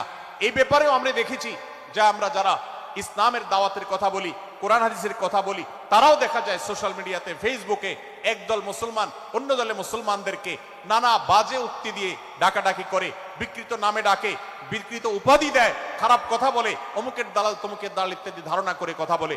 এই কাজগুলো হারাম, এগুলো আমরা কখনো করব না। 5 নম্বর যে শিক্ষা আছে সূরা হুজুরাতে, সেটা হলো 12 নম্বর আয়াতে আল্লাহ রাব্বুল আলামিন এখানে কুধারণা করাকে হারাম করেছেন, মন্দ ধারণা করতে আল্লাহ তাআলা নিষেধ করেছেন, এবং গীবত করতে, পেছনে লাগতে নিষেধ করেছেন। ভাইরা আমার, এই একটি আয়াত অর্থাৎ সূরা হুজুরাতের 12 নম্বর আয়াত, এই আয়াতটি শিক্ষা ধারণ করে যদি আমরা আমাদেরকে শুধরাতে পারি, সংশোধন করতে পারি, তাহলে ইসলামের মেইন যে কাজগুলো আছে, ঈমানকে বিশুদ্ধ করা এবং শিরক মুক্ত ঈমান আনা, 5 ওয়াক্ত নামাজ পড়ার পর, বান্দার হক আদায়ের পর, এই আয়াতটির পর আমল করলে আপনার জান্নাতে যাওয়ার সবচেয়ে বড় বাধা দূর হয়ে যাবে ইনশাআল্লাহ। ভাইরা আমার, যে আয়াতে আল্লাহ তাআলা আমাদেরকে কারো প্রতি মন্দ ধারণা করতে নিষেধ করেছেন, গীবত করতে নিষেধ করেছেন, কারো পেছনে লাগালাই করতে নিষেধ করেছেন, সেই আয়াতে আল্লাহ রাব্বুল আলামিন বলেছেন, ইয়া আইয়ুহাল্লাযীনা আমানু ইজতানিবু কাসীরাম মিনায-যন্ন, হে ঈমানদারেরা, হে মুসলমানরা, তোমরা কারোর প্রতি ধারণা, মন্দ ধারণা তোমরা করো না, এটা থেকে বিরত থাকো। অনেক ধারণা অর্থাৎ মন্দ ধারণা, এটা গুনাহ, এটা থেকে বিরত থাকো। ইন্না বা'দায-যন্নি ইসম, কারণ কিছু কিছু ধারণা অর্থাৎ যেগুলো মানুষের সম্পর্কে কোন তথ্য উপাত্ত ছাড়া নিছক ধারণা প্রসূত মন্দ ধারণা করা হয়, সেগুলো গুনাহের কারণ, সেগুলো অপরাধের কারণ, সেগুলো কবিরা গুনাহ, সেগুলো পাপাচার, সেগুলো আল্লাহর অসন্তুষ্টির কারণ, সেগুলো আল্লাহর অবাধ্যতার কারণ। এজন্য ভাই কারোর প্রতি মন্দ ধারণা করা যাবে না। এক্ষেত্রে আমি জানি আমাদের ব্যক্তিগত পর্যায়ে কারোর ব্যাপারে কোনো কিছু কথা উঠেছে অথবা সামান্য একটু সন্দেহ তৈরি হয়েছে, আমরা তার চরিত্র নিয়ে টানাটানি করি। আমরা জানি না একজন মুসলমানের চরিত্রের মূল্য কত বড়। আমার কাছে সুস্পষ্ট প্রমাণ আসার আগ পর্যন্ত কোনো মুসলমানের চরিত্র নিয়ে আমার ব্লেম করবার কোনো অধিকার আমার নাই। এই জন্য একজন মুসলমান কখনো কারো প্রতি কুধারণা করবে না, মন্দ ধারণা পোষণ করবে না, খারাপ ধারণা পোষণ করবে না। আল্লাহ তাআলা আমাদেরকে এবং মুসলমানের সম্পর্কে খারাপ ধারণা করা থেকে বেঁচে থাকার তৌফিক দান করুন। ভাইরা আমার, কিছুটা বিশৃঙ্খলা দেখা যাচ্ছে। আমরা আপনাদেরকে বিনীতভাবে অনুরোধ করতে চাই, অনুগ্রহ করে সবাই বসে পড়ুন। যারা দাঁড়িয়ে আছেন তারা একটু বসে পড়ুন, সবাই যার যার দায়িত্বে বসে যান। আপনি আরেকজনের চিন্তা না করে আপনি একটু বসে যান। ভলান্টিয়ার ভাইরা প্যান্ডেলের ভেতরে পেছনে কি হচ্ছে আপনারা একটু দেখুন। ডান পাশে যে সমস্ত ভাইরা আছেন, ভাইরা আপনারা আমার কথা শুনুন। ডান পাশে আমার প্যান্ডেলের ডান পাশে যারা আছেন আপনাদেরকে আমরা অনুরোধ করছি, ওয়াজ মাহফিলের মঞ্চে, তাফসীর কোরআন মাহফিলের প্যান্ডেলে এসে আমরা যদি বিবাদ বিতণ্ডায় লিপ্ত হই, আমরা সে বিষয়ে আলোচনা করছি, আল্লাহর ওয়াস্তে আমরা বিবাদ বিতণ্ডা বন্ধ করি। আপনারা একটু শান্ত হন, আল্লাহর জন্য একটু সবর করেন। ভাইরা আমার, এদিকে যে কিছুটা বিশৃঙ্খলা দেখা যাচ্ছে, আপনাদেরকে আমরা অনুরোধ করছি আপনারা একটু বিশৃঙ্খলা বন্ধ করুন। ভাইরা এখানে যারা দাঁড়িয়ে আছেন সবাই বসে যান, সবাই বসে যান, সবাই বসে যান। যশোরের মানুষের দুর্নাম হোক আপনারা কি চান? আপনারা কি চান যশোরের মানুষের দুর্নাম হোক? তাহলে আশপাশে ভাইরা ওনাদেরকে সবাইকে বসায় দেন, বসায় দেন, কাউকে দাঁড়ায় থাকতে দিবেন না। ভাই সবাই বসেন, সবাই বসে যান। এখানে যারা দাঁড়িয়ে আছেন সবাই বসেন, অনুগ্রহ করে সবাই ধৈর্য ধারণ করেন এবং বসেন। আজকের এই মাহফিল সুন্দরভাবে শেষ হোক। আপনারা কি চান কি চান না? ভাই আপনারা কি চান কি চান না? যদি আপনারা চান, অনুগ্রহ করে আমার ডান পাশে যারা বিশৃঙ্খলা করছেন তারা বসে যান। আপনাদেরকে আমরা অনুরোধ করছি এখান থেকে বসে যান। আপনারা কি ডক্টর মিজানুর রহমান আজহারী সাহেবের আলোচনা শুনতে চান কি চান না? যদি চান তাহলে মেহেরবানি করে আওয়াজ বন্ধ করে পরিবেশ শান্ত করে। এখানে অল্প কিছু মানুষের মধ্যে বিশৃঙ্খলা দেখা যাচ্ছে। কোনো কারণে এত বড় মাহফিল, এত মানুষের, লাখো লাখো মানুষের সমাগম, এখানে কোনো কারণে ঝামেলা হতেই পারে, কিন্তু আমরা অনুগ্রহ করে ধৈর্য ধারণ করি। ধৈর্য কোথায়? সবাই বসে যায়, সবাই বসে যান, আওয়াজ বন্ধ করেন। ভলান্টিয়ার ভাইরা এদিকে বিনয়ের সাথে মানুষদেরকে বসানোর জন্য চেষ্টা করেন। আশেপাশের যারা আছেন বসে, তারা দাঁড়ানো ভাইদেরকে হাতে পায়ে ধরে বসান, সবাই সবাইকে টান দিয়ে বসান। ভাই এ পাশে যারা বিশৃঙ্খলা আচরণ করছেন তারা আপনারা একটু বসেন। আপনারা যদি বিশৃঙ্খলা আচরণ না থামান তাহলে সেক্ষেত্রে মাহফিল সুন্দরভাবে শেষ করা যাবে না। আমার আলোচনার শেষের দিকে আমরা আলোচনা শেষ করে এশার নামাজ পড়বো, তারপরে আমাদের শেষ অধিবেশন হবে ইনশাআল্লাহ। তারপরে এশার ওকে।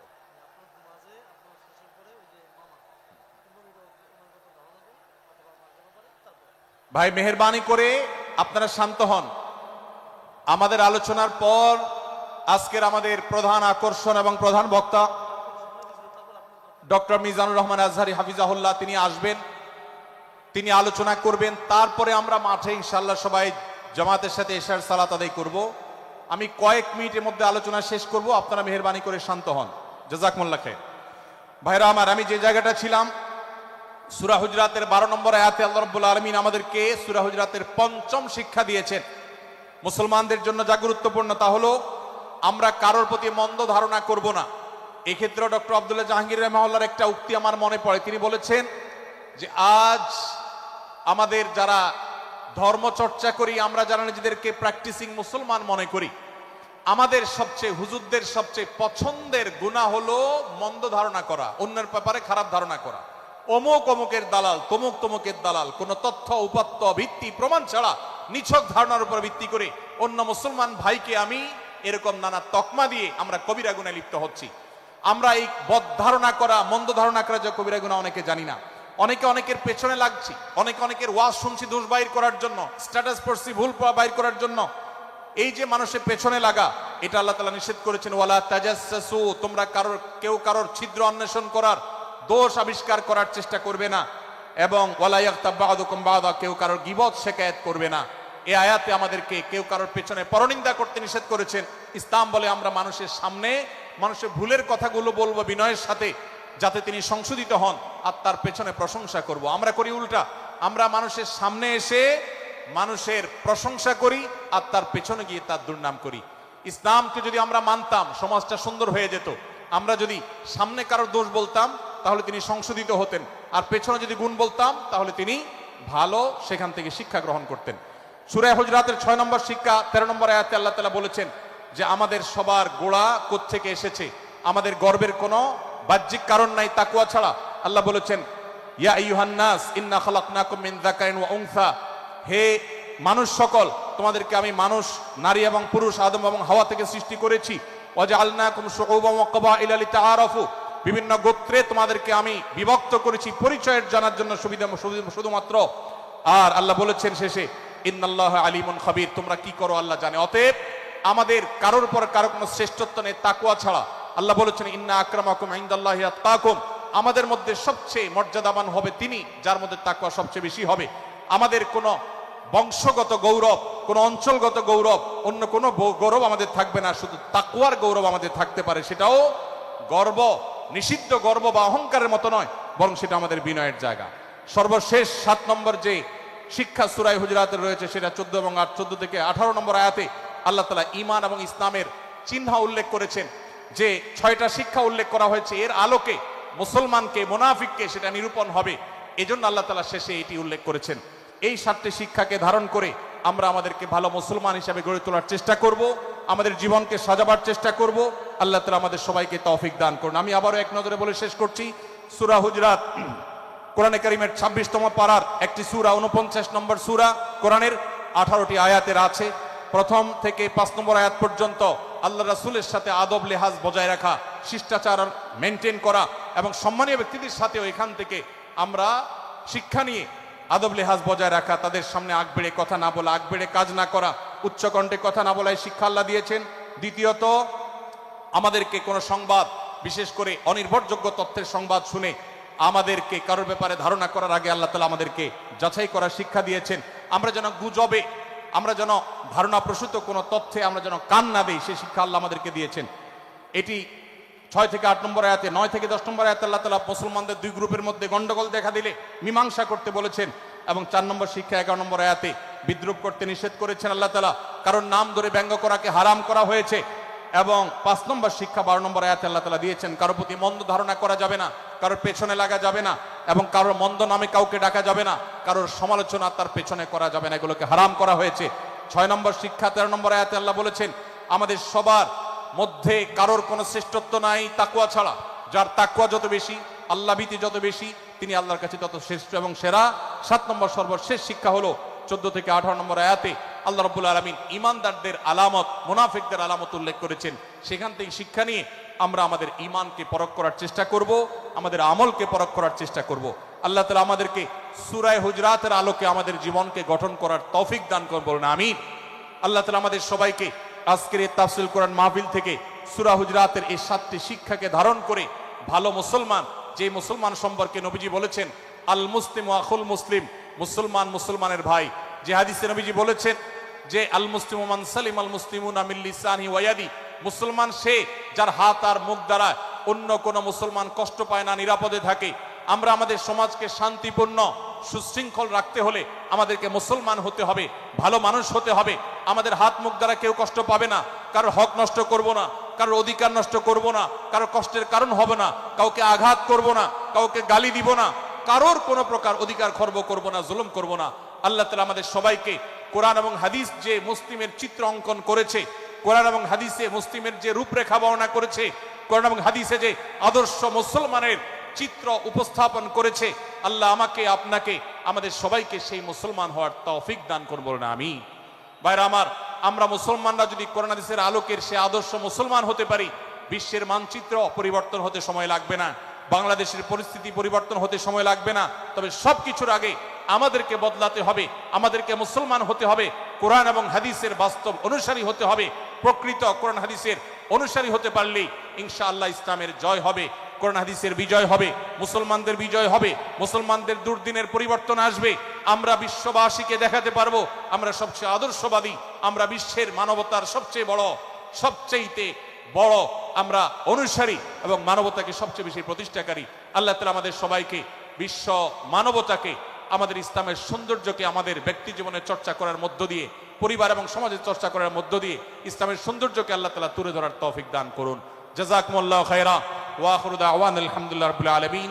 ওয়াসসালামু আলাইকুম ওয়া রাহমাতুল্লাহি ওয়া বারাকাতুহু। নারায়ে তাকবীর, লিল্লাহি তাকবীর। আল কোরআনের আলো, সংসদে জালো, বুকের মধ্যে জালো।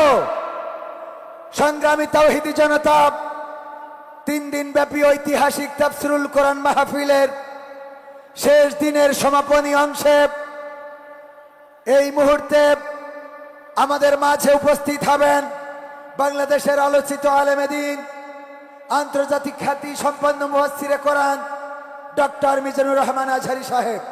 আলোচনা পেশ করলেন মুহতারাম